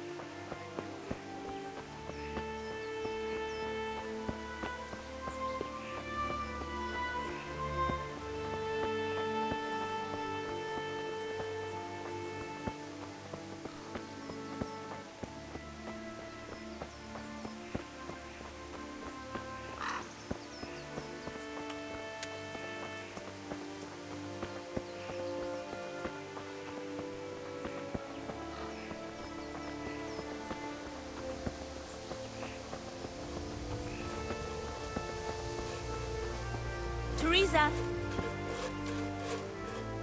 I've got the bow. We can get going. Great. Come with me.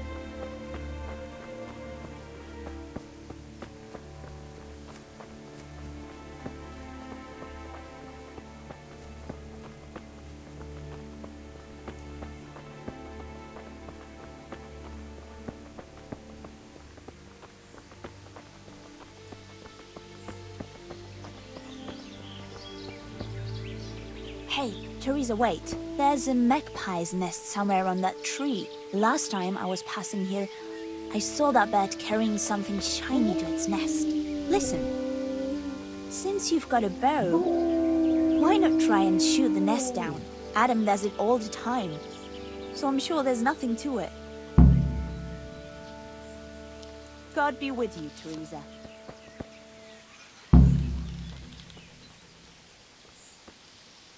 Quick before the magpie comes back.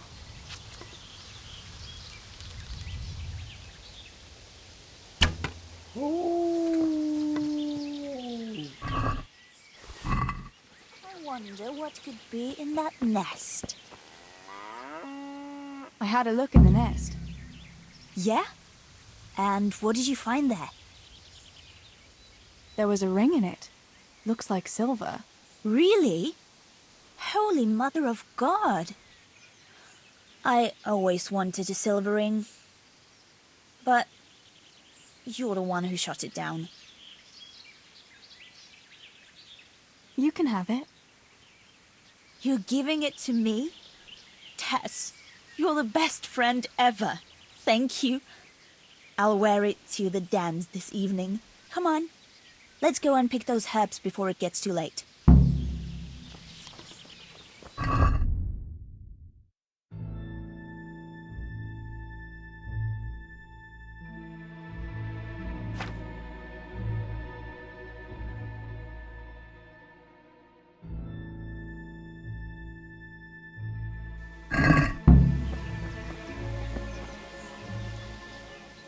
Look what I've got for your love.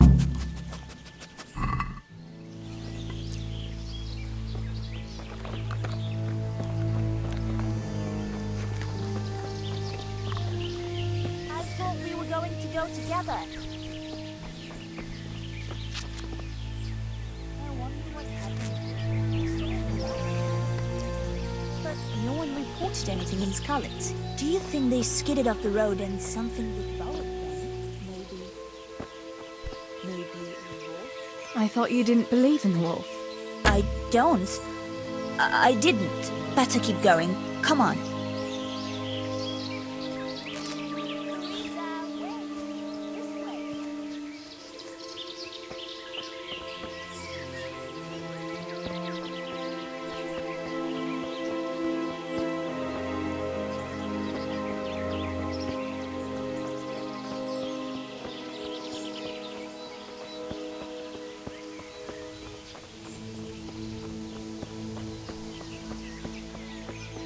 We'll turn into the woods here and go uphill a bit. Follow me.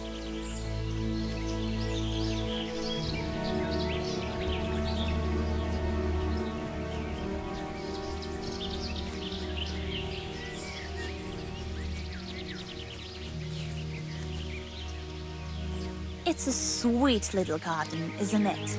I never met anyone here. But it's always well kept. Probably some witch. Who else would keep a garden in the woods? It's a shame that witch doesn't grow belladonna, too. Did you hear that? We'd better keep going, alright?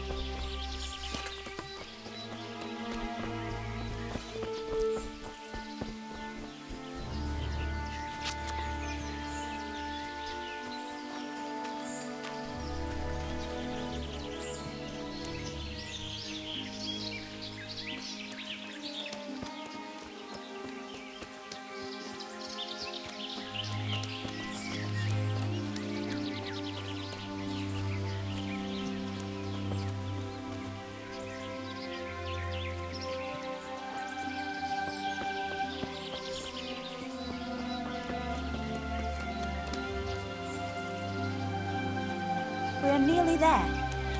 We'll go along the road here, and then back into the woods.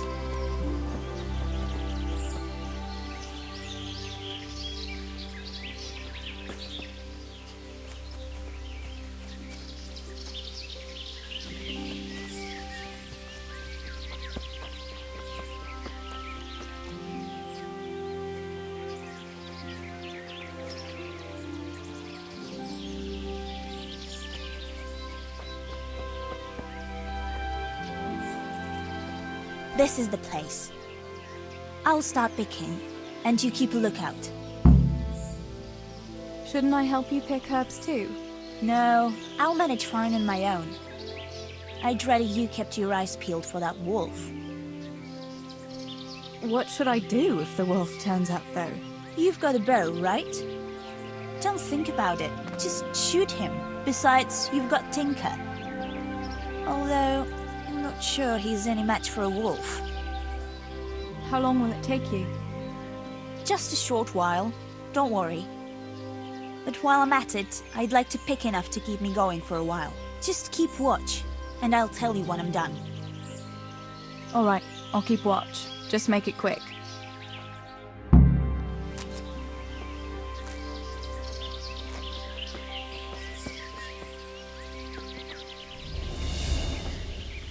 I'm curious what Henry will say when I brew him his favorite schnapps.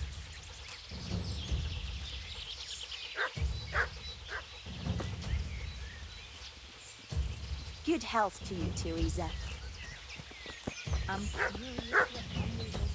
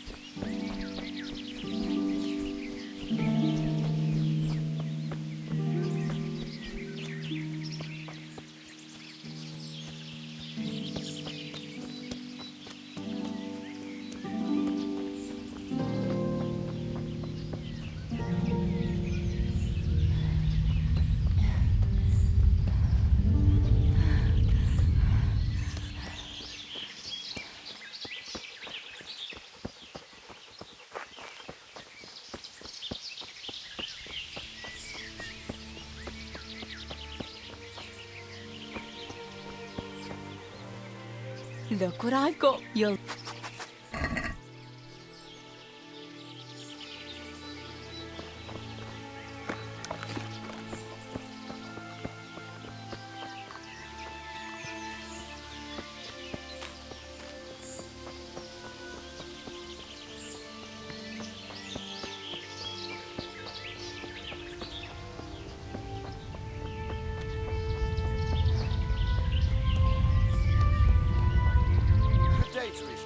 So, have you picked enough herbs? I have. It wasn't so bad after all, was it? Well, I'm not so sure about that. Come on, nothing happened.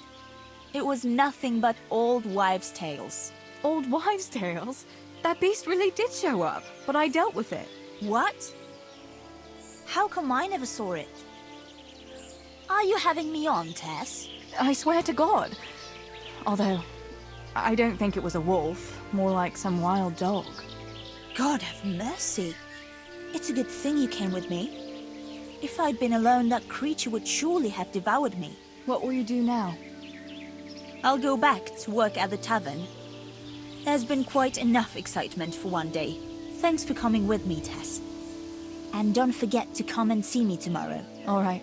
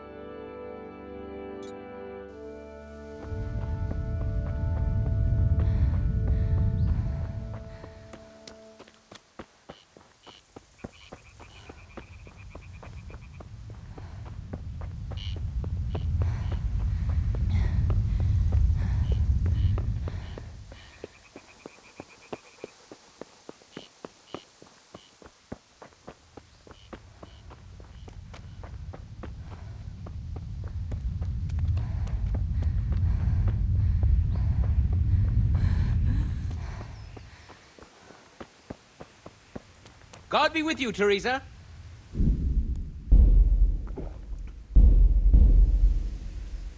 Good God, you look...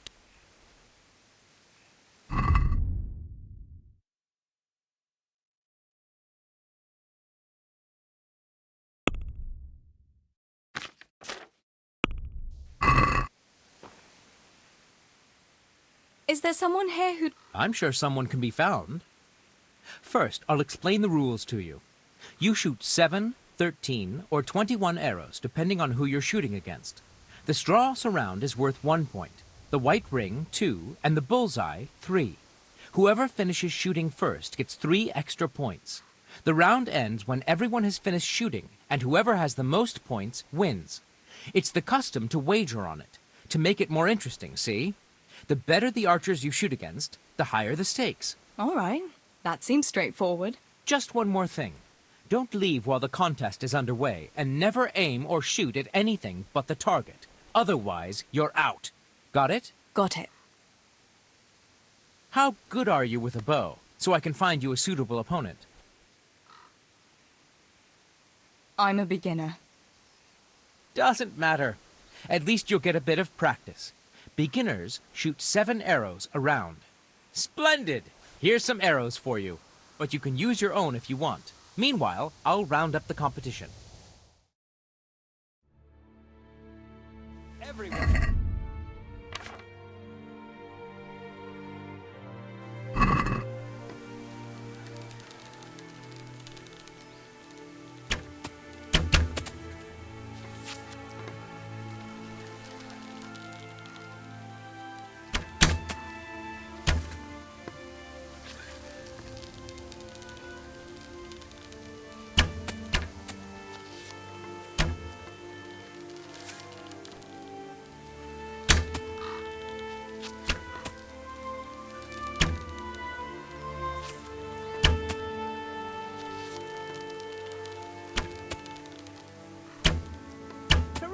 I'm glad to see you.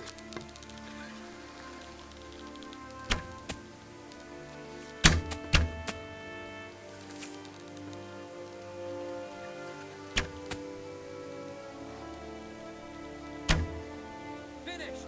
And surprise, surprise, the winner is Teresa here.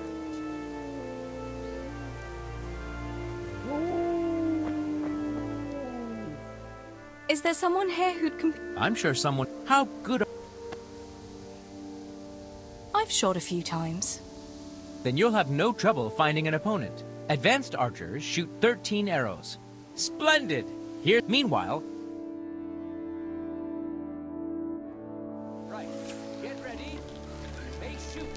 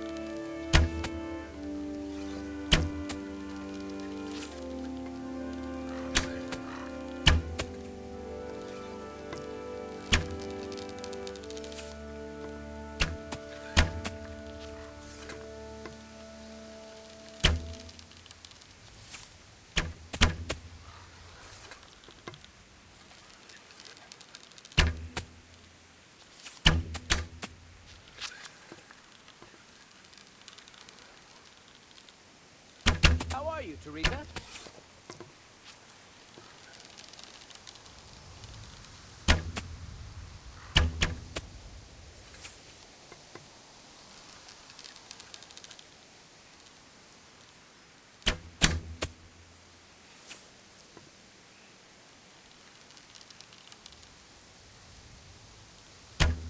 Time is up. We're done here, and the victor is Teresa.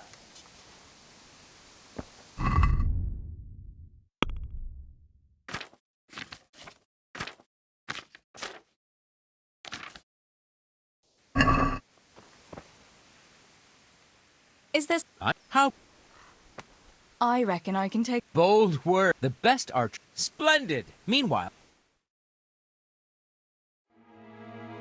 Everyone is in place. The contest can begin.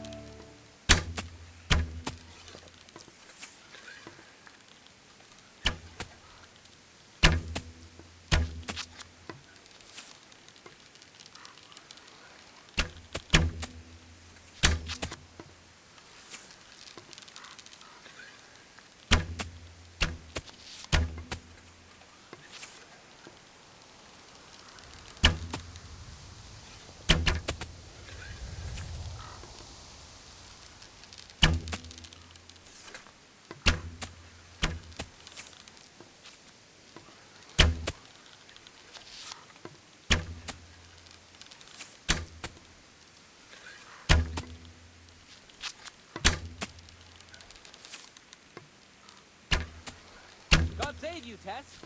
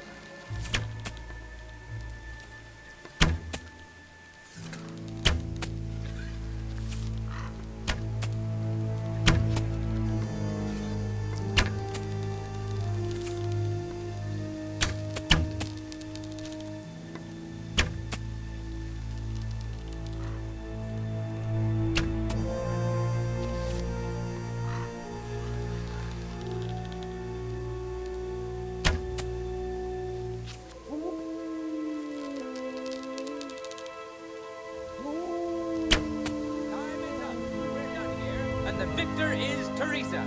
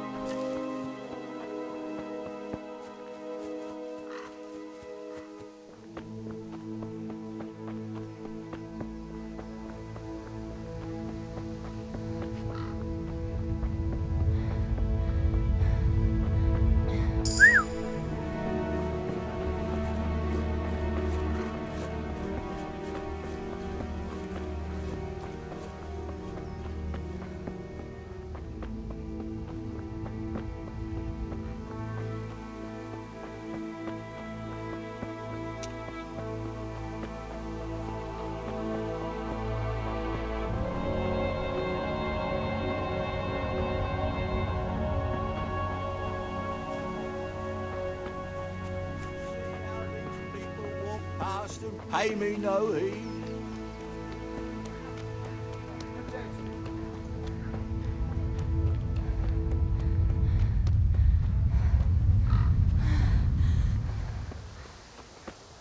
Greetings. How are things with you, Pickman? Pickman?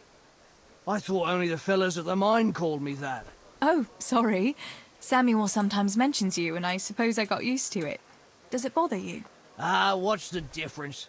I'll never shake it anyway. Pickman the idiot who chopped off 2 of his toes with a pick. That's awful. People are always getting hurt in the mines.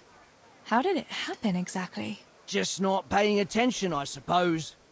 We were digging a tunnel and I simply hit my foot with a pickaxe. It went through my boot like a hot knife through butter. That must have hurt awfully. It hurt like hell. And now I have to stuff the tip of my boot with straw or I can't walk straight. I'd better be going. There's lots of work to be done. Be careful now, all right? Yeah.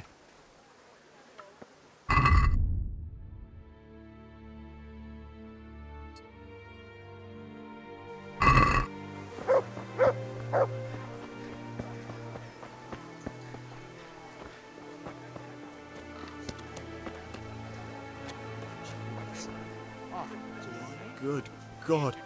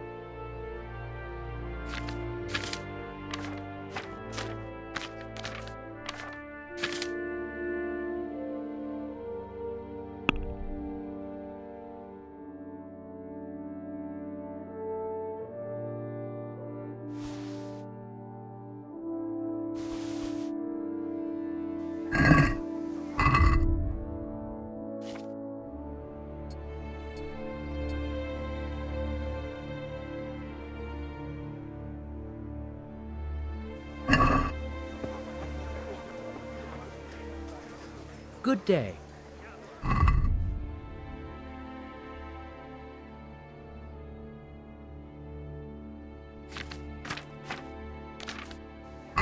What is your wish? There's a lot of things. I hope God.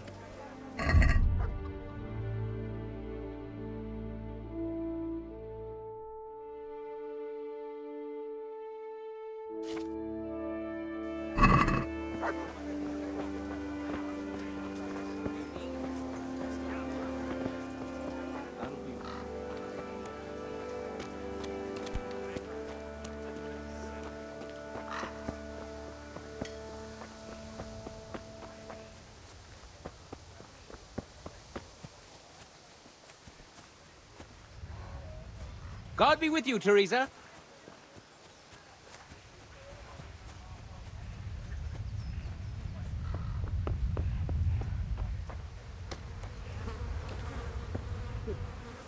God bless.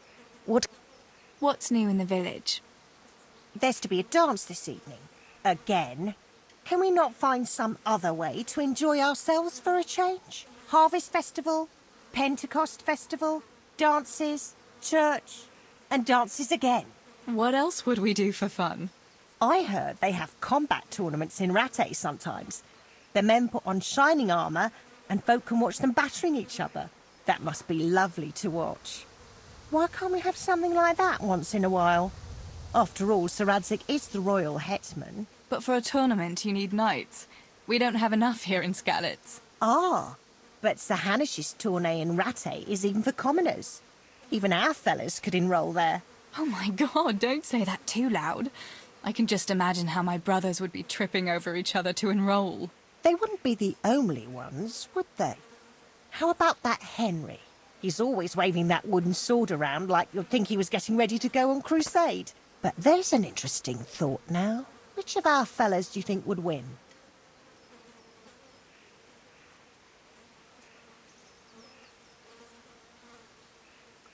Henry would win for sure. He's always practicing with that wooden sword, like you say. And besides, he's a blacksmith's son. They're always strong from hammering iron all day. Do you think so? Don't say anything, but I think that Henry's a bit of a fool. And he doesn't overwork himself at that forge. Anyway, enough about tourneys. I must be on my way. Take care.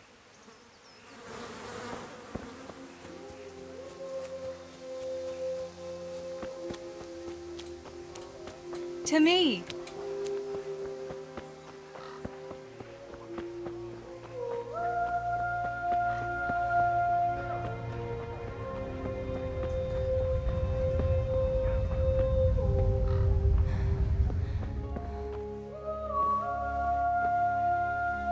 God be with you.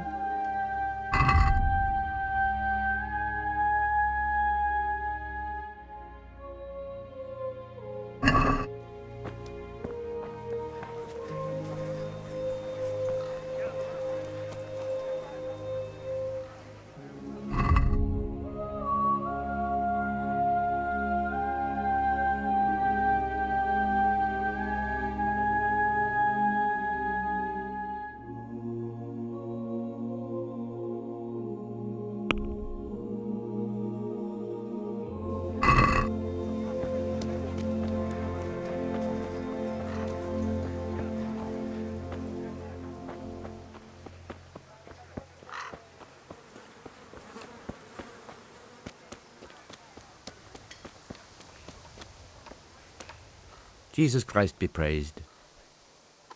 What news, neighbour? What do you want, mill wench? Did your old man send you? I paid him for his flour last week. No, nothing like that. I was just passing the time of day. Then go and pass it with someone else. I'm not in the mood for women's gossip. Just like my old woman, by Christ. Where is she, anyway? Your wife, I mean. She's been away quite a long time, hasn't she? She went to see her family. Said her brother died. What's it to you, anyway? Oh, I'm sorry to hear that. Bah! She never said a word about him. And all of a sudden, she goes rushing off all the way to Costalet, saying he's kicked the bucket. Aye, she's been gone a long time. Far too long. Brother or no brother, I'll take my belt to her backside when she gets back. Anything else?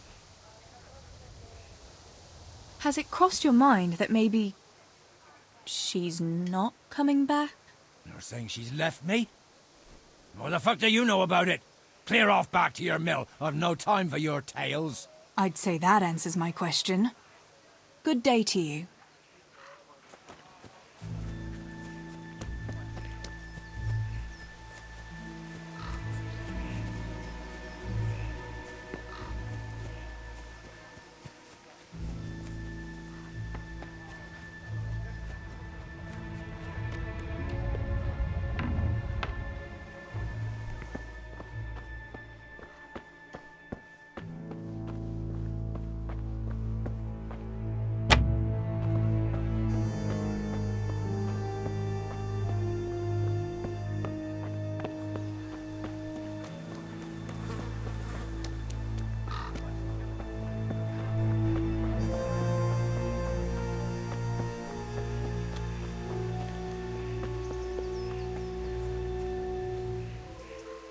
That's really quite a pile of hay you have.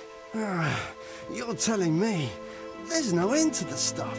Is there anything I can do to help? I ain't the youngest, truth be told, but I can still handle one cartload of hay. I hope so. It's just that it seems like there's no end to it at all. Oh, indeed.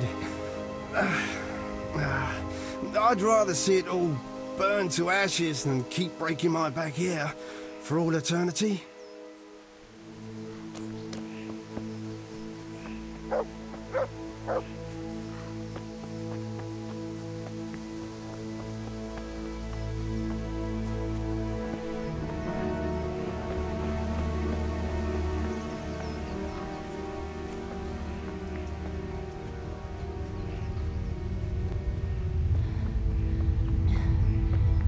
No sign of the blacksmith. Where can he be?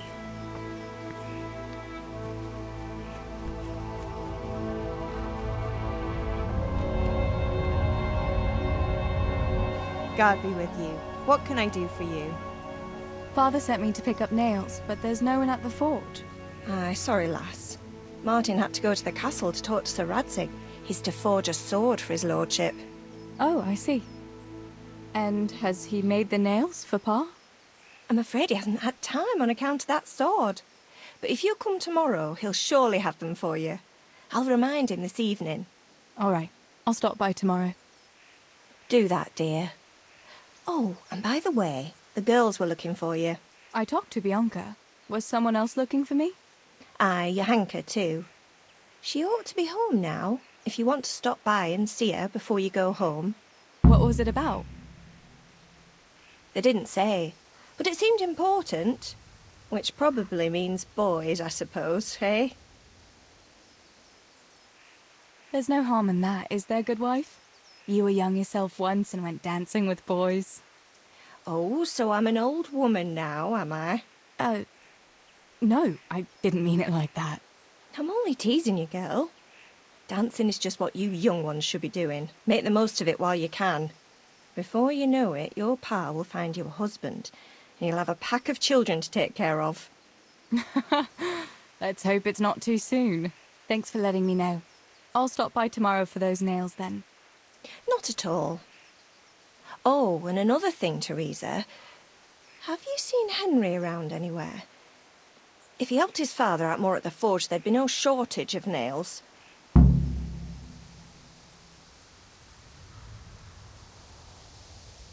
Henry? I haven't seen him at all today. That lad is worse than a wild tomcat, always running off somewhere. I'm sure he'll turn up soon. Aye, when he gets hungry.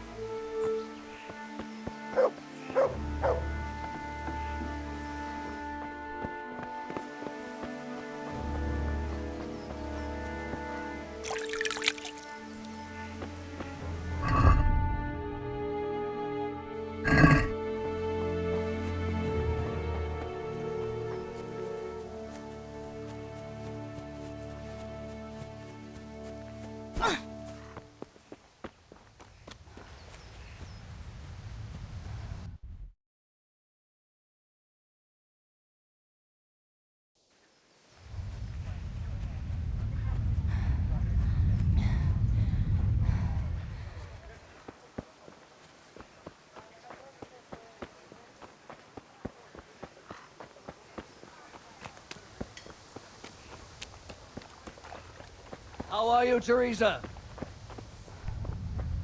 God save Teresa.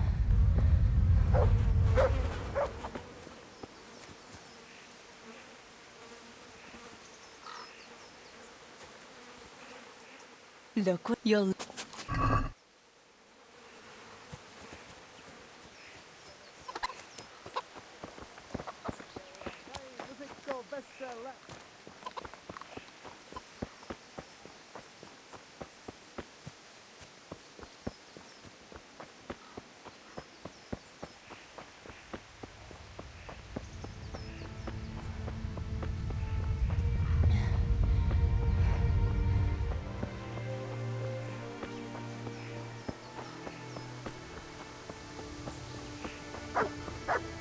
God be with you.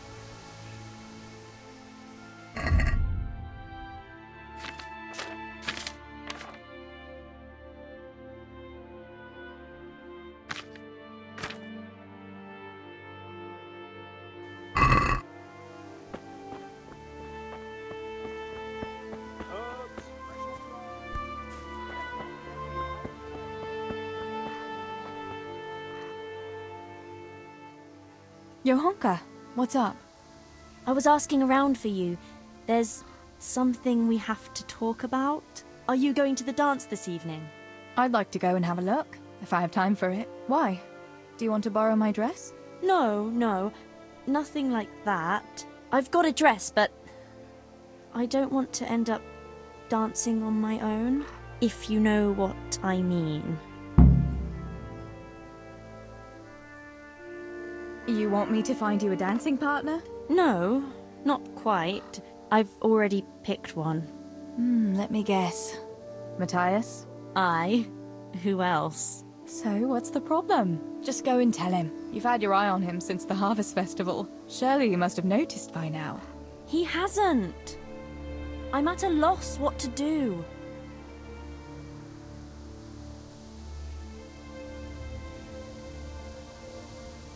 Can't you just go and invite him straight out?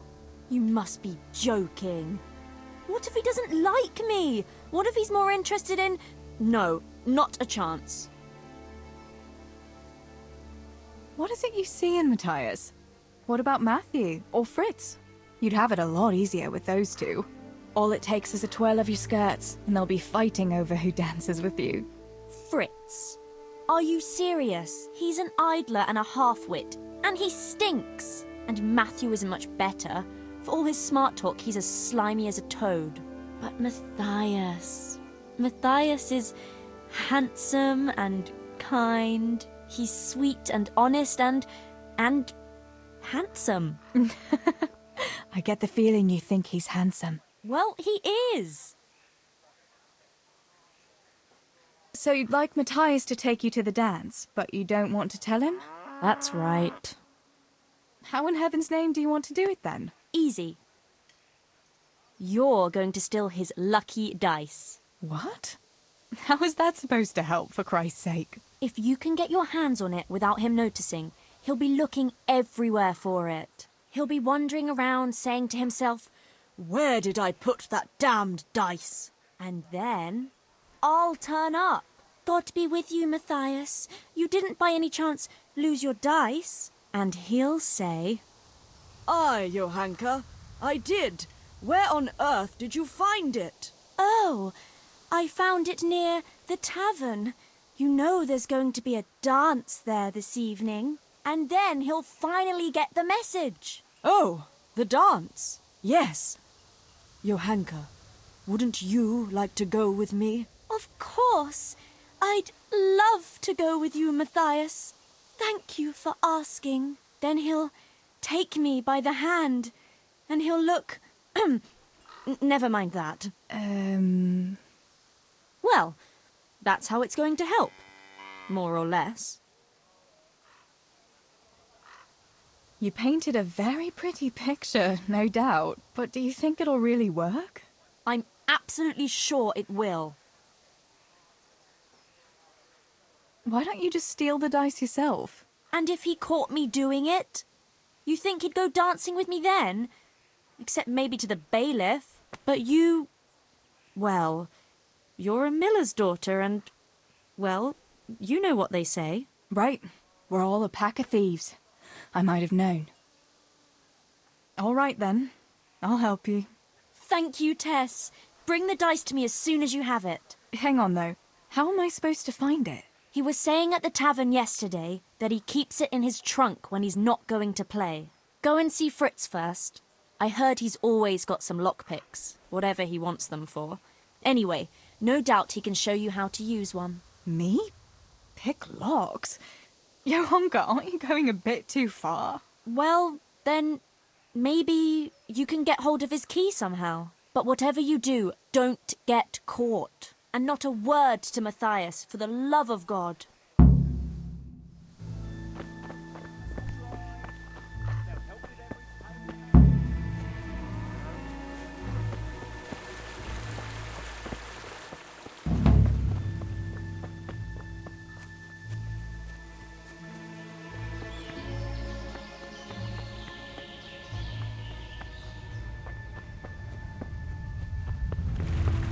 Teresa. I'm glad to see you.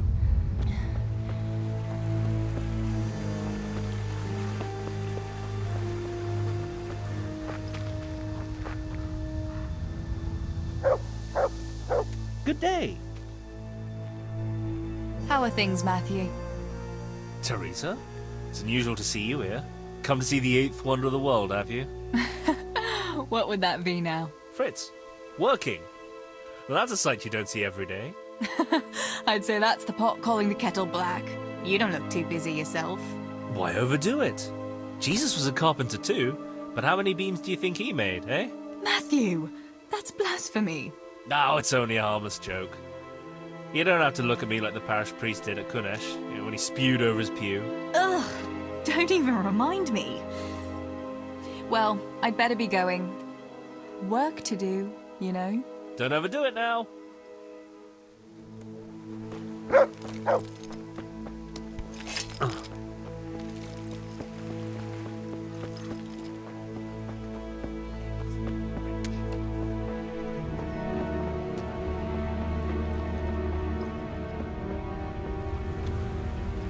God be with you.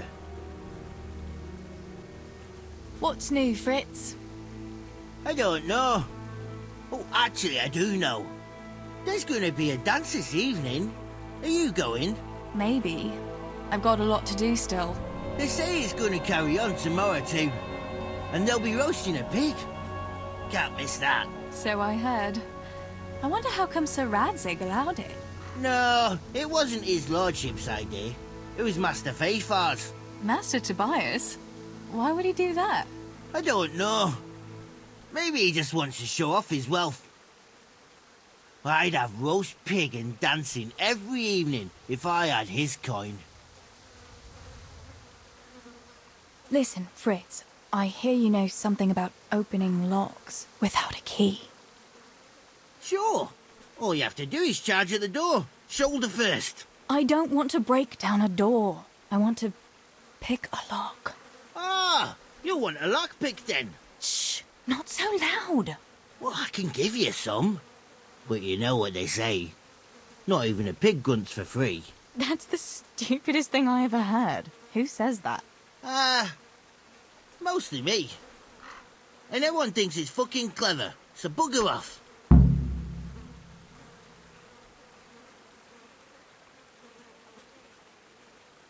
Hey, Fritz.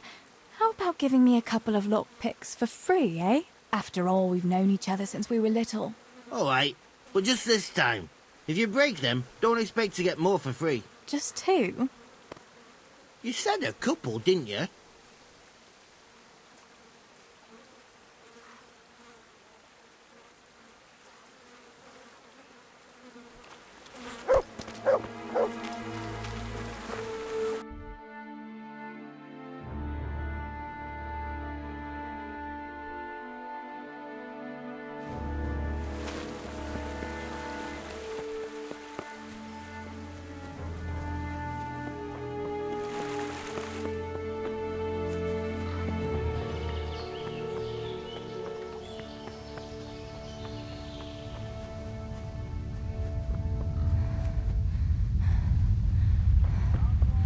Hey! What are you doing here? You after something?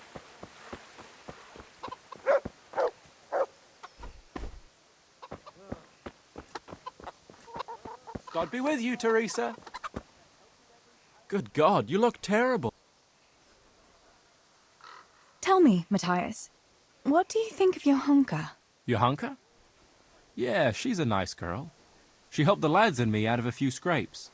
Actually, she's always been good to us. Why do you ask?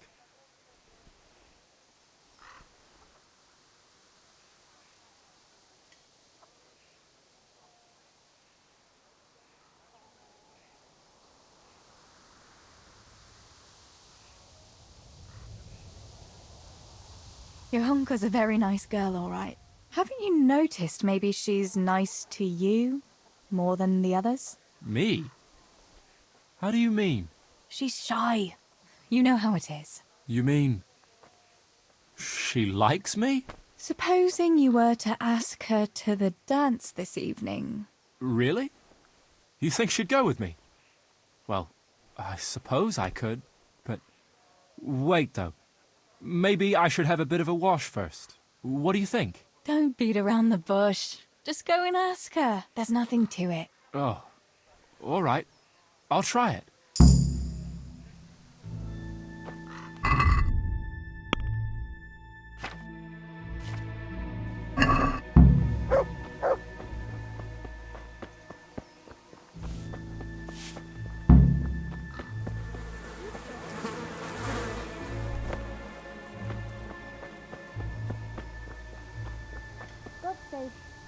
God's blessings.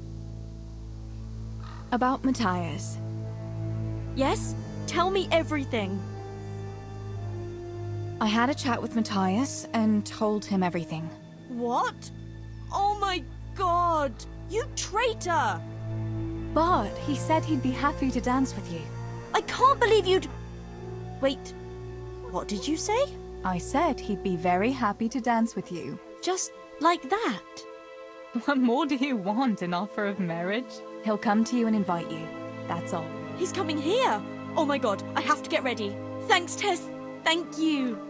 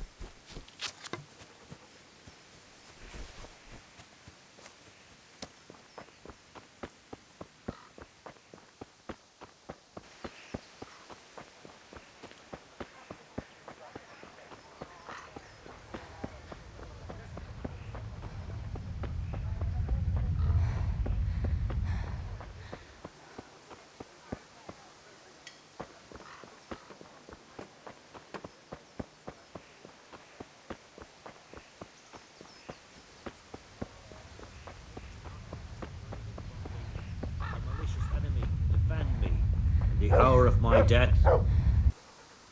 Why are you praying here? It was here that it happened.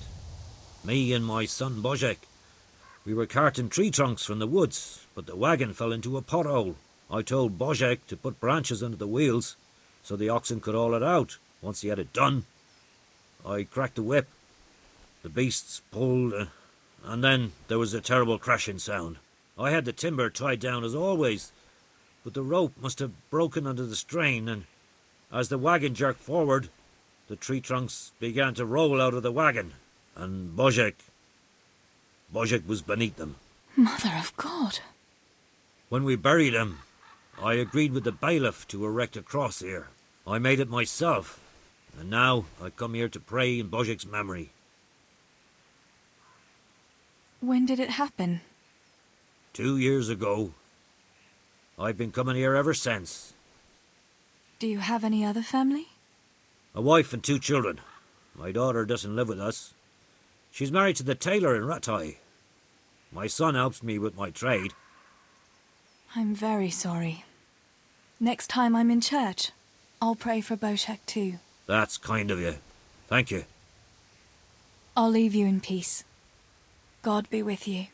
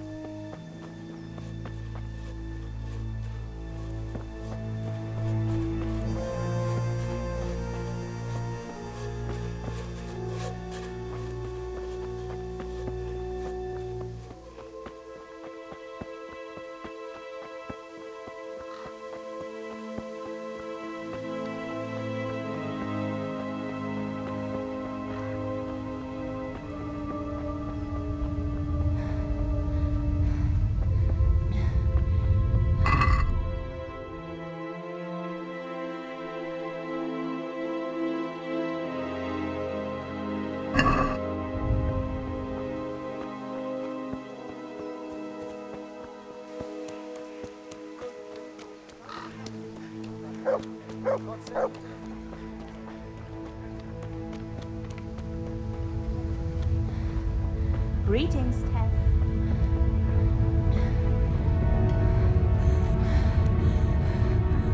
Good.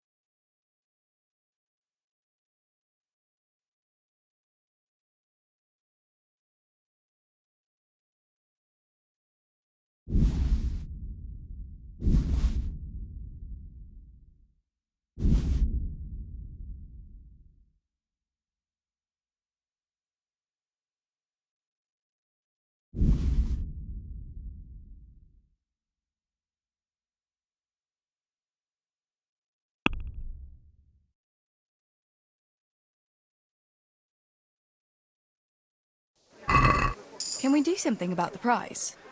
Naturally.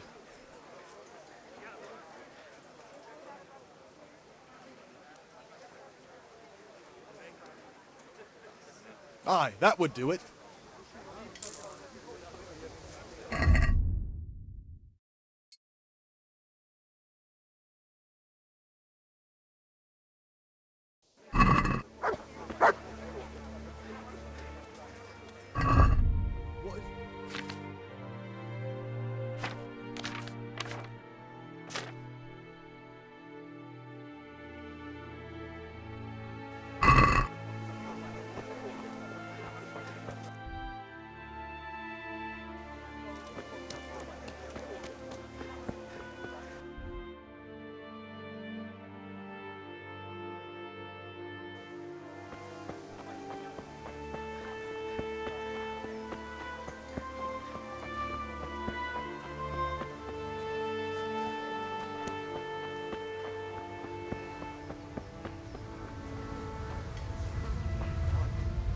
The leaves are all gone yellow and eaten through.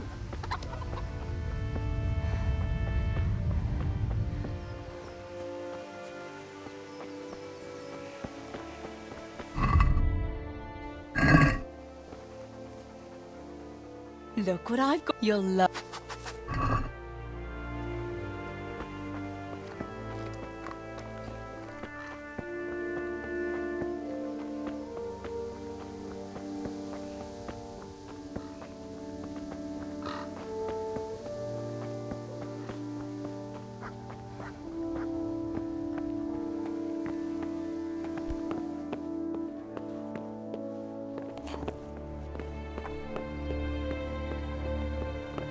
Hey.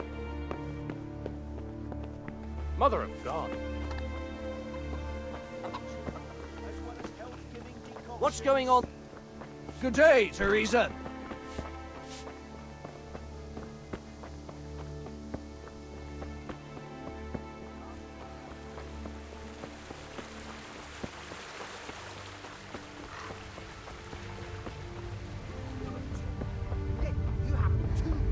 To rub together. You should talk. All you have is what falls from your master's table. What are you two quarrelling about here, for the love of God? This pipsqueak here claims studying is as hard a job as working in the stables. I most certainly did not, because study is of course much harder work than mucking out a bit of horse manure. See? That's what I'm talking about, and yet it's as clear as day. Hang on. What's as clear as day? That study is as hard as mucking out stables, if not harder. A man who doesn't work with his hands is an idler, and a good for nothing. Am I wrong? I'd like to ask you a couple of questions before answering. You're a scholar.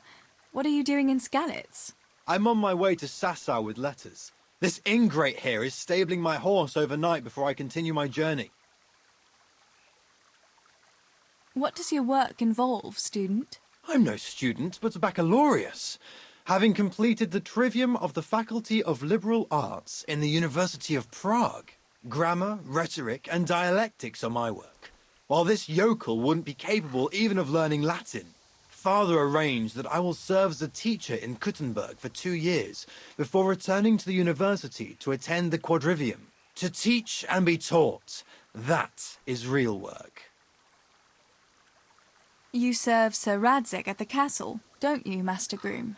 Aye, and Sir Radzig is very pleased with my work. I can be rightly proud of what I do, and I bring home a nice wage too.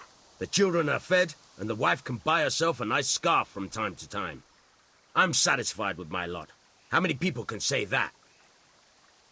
What's so hard about your job, Master Groom? That's real work. Not like this parasite here does. On my feet from dawn till dusk, feeding, mucking out, grooming. By evening, I'm dead on my feet. I'm doing something real, see? Something that makes sense. Horses are needed for work, for the lords, for riding out, even in times of war. And someone has to care for those horses. All this good-for-nothing can do is mouth off. But he'd never be able to do a real job. That's all I need to know. You're both right, but not one of you has a grain of sense. Work is work, whether it's done with your hands or your heart. Ah, rhetoric worthy of Socrates himself, and out of the mouth of a woman. I bow to you, good maiden. The professors of Prague could learn a thing or two from you. Are you saying this good-for-nothing here, who has to beg for his beer at the tavern, is my equal? But to hell with it, I won't argue.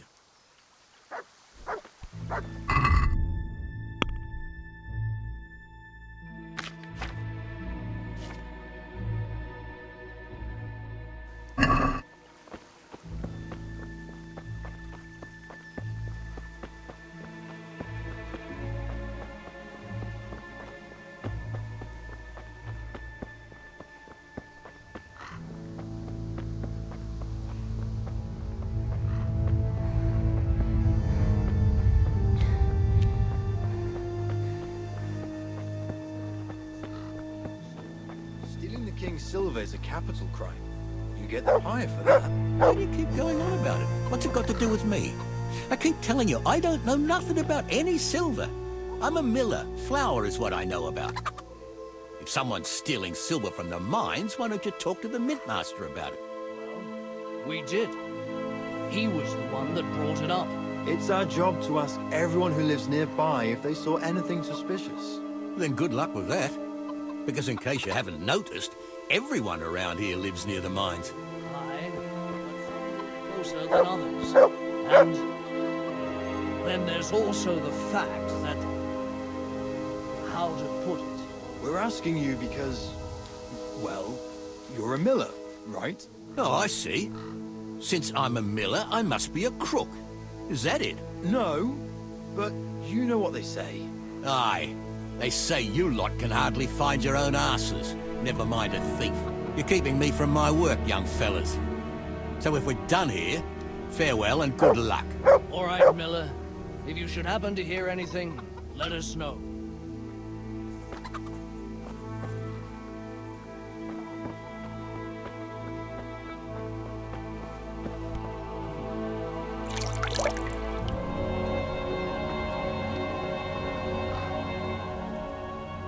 I went for those nails, but the blacksmith is with Sir Radzig today. All right, leave it till tomorrow then. No hurry. Right now, I need something else. Quick. What's up? The guards were here asking around. They said someone's been stealing silver from the mines. Can you go and tell Stibor? He went to check the fish trap below the bridge. Why? What has Stibor got to do with stolen silver? Look, just talk to him about it, all right? But I'm asking you, Father. Don't tell me you don't trust your own daughter. Well, if you really must know... Yes, The silver is ours. It's just a way of making a bit on the side, which I came up with when Samuel was born. What? Are you mad? Look, you and Stebor were just little, and when your ma died shortly after Samuel was born, I wanted you to have something to fall back on if anything happened to me, so you wouldn't be reduced to beggary, see?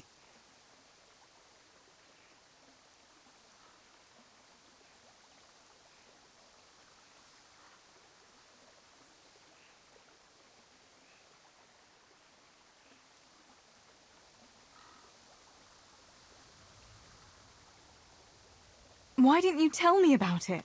Don't you trust me? No, it's not that. I didn't tell anyone at first. But then Stebor saw me with a sack of silver, and when he asked me straight out about it, well, I didn't want to lie to him, and I didn't want you and Samuel to know about it. The less people know about it, the less chance someone might let something slip.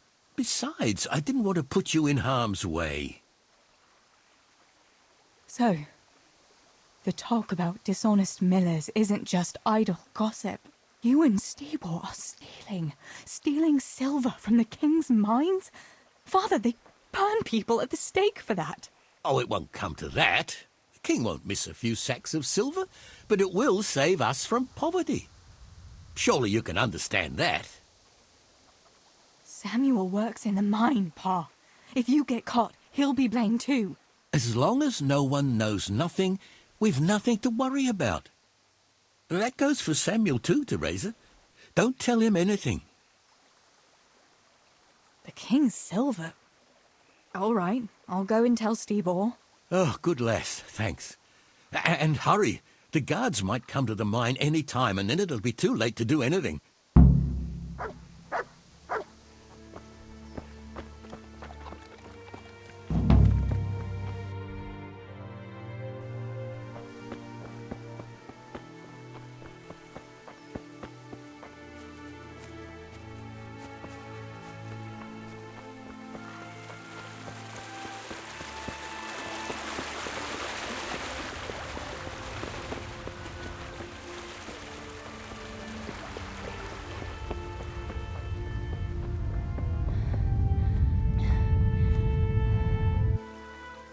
Pa sent me. The guards were here asking about silver going missing from the mines. Oh, shit. Oh, shit. All right. All right. Listen, Tess. I need your help. Not so fast. First, tell me what the hell is going on. All right. Look. How can I put it? There's no point in beating around the bush. Pa already told me plenty. Thank God. So you'll help me? Sweet Jesus. You fellas haven't the sense you were born with. But family is family. Thanks, Tess. I'm sorry to drag you into it, but I can't manage it on my own. Where did you hide it? That's the thing. It's at the bottom of a flooded shaft. Samuel was working there before. You dragged Samuel into it too? No. Samuel knows nothing about it. So why don't you just go and get it? I don't know how to get to it. For heaven's sake, Stebor! Do you know where it is or not? Yes, but you see, when I was carrying it out, they stopped me. I was standing on this wooden walkway and I dropped it over the edge so they wouldn't catch me with it.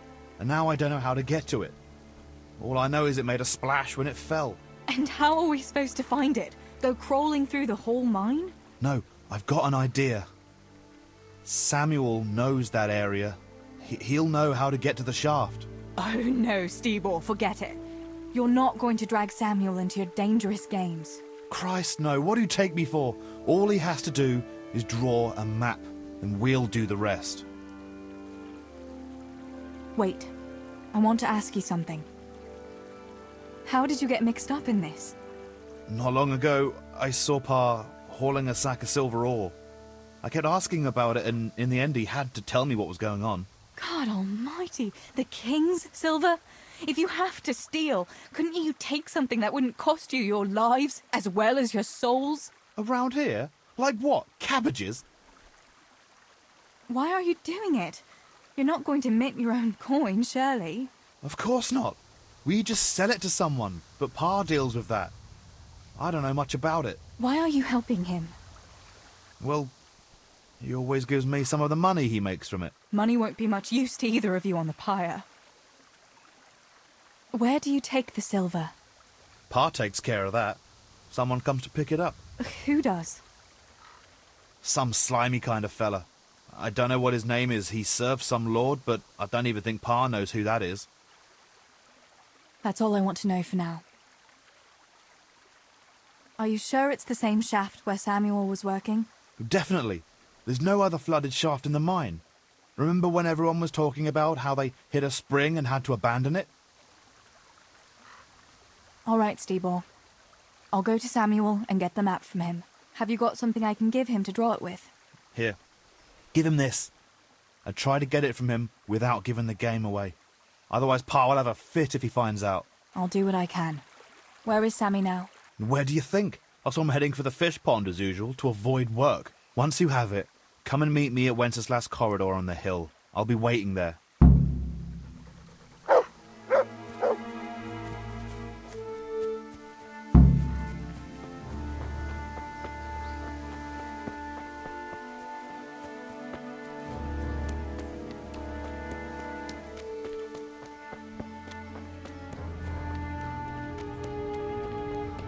Teresa, I'm glad.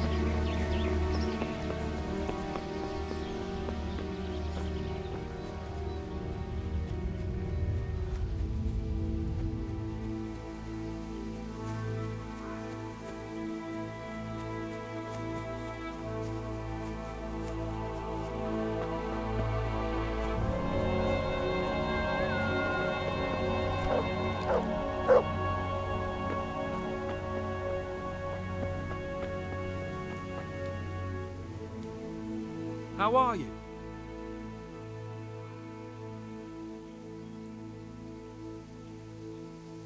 So, are they biting? Well, so far, no. But there's still plenty of time before evening. Why aren't you at work? I was given some time off. Time off? How come? I smashed my foot with the pickaxe. Mary, Mother of God! Are you all right? I'm fine. It was just a pretense. I needed a break. Really, Sammy? One day you'll really get hurt, and then no one will believe you. Sammy, I need something from you. Oh, Tess, I just got ready for fishing. Don't worry. You don't have to go anywhere. Remember that mine shaft where you used to work before it got flooded? Yeah, it was a deep one. We went down that morning, and we were up to our knees in water. Master Fafar said that always happens when you dig deeper than the drainage had it. We dug a well to slow it down, but even that wasn't enough. Do you think you could draw me a map of the way there? Why? What on earth would you want that for? God save you, Tess.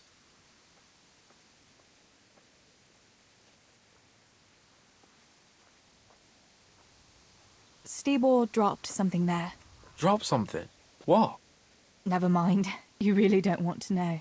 For Christ's sake, what the hell are you mixed up in now? Oh, well, whatever.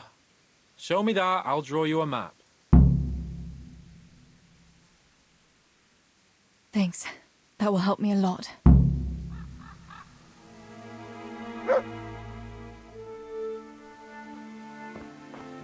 Náš tatíček nebo štíček, daj jim Pán Bůh nebesa, boží listé, babi, natrapáči do lesa.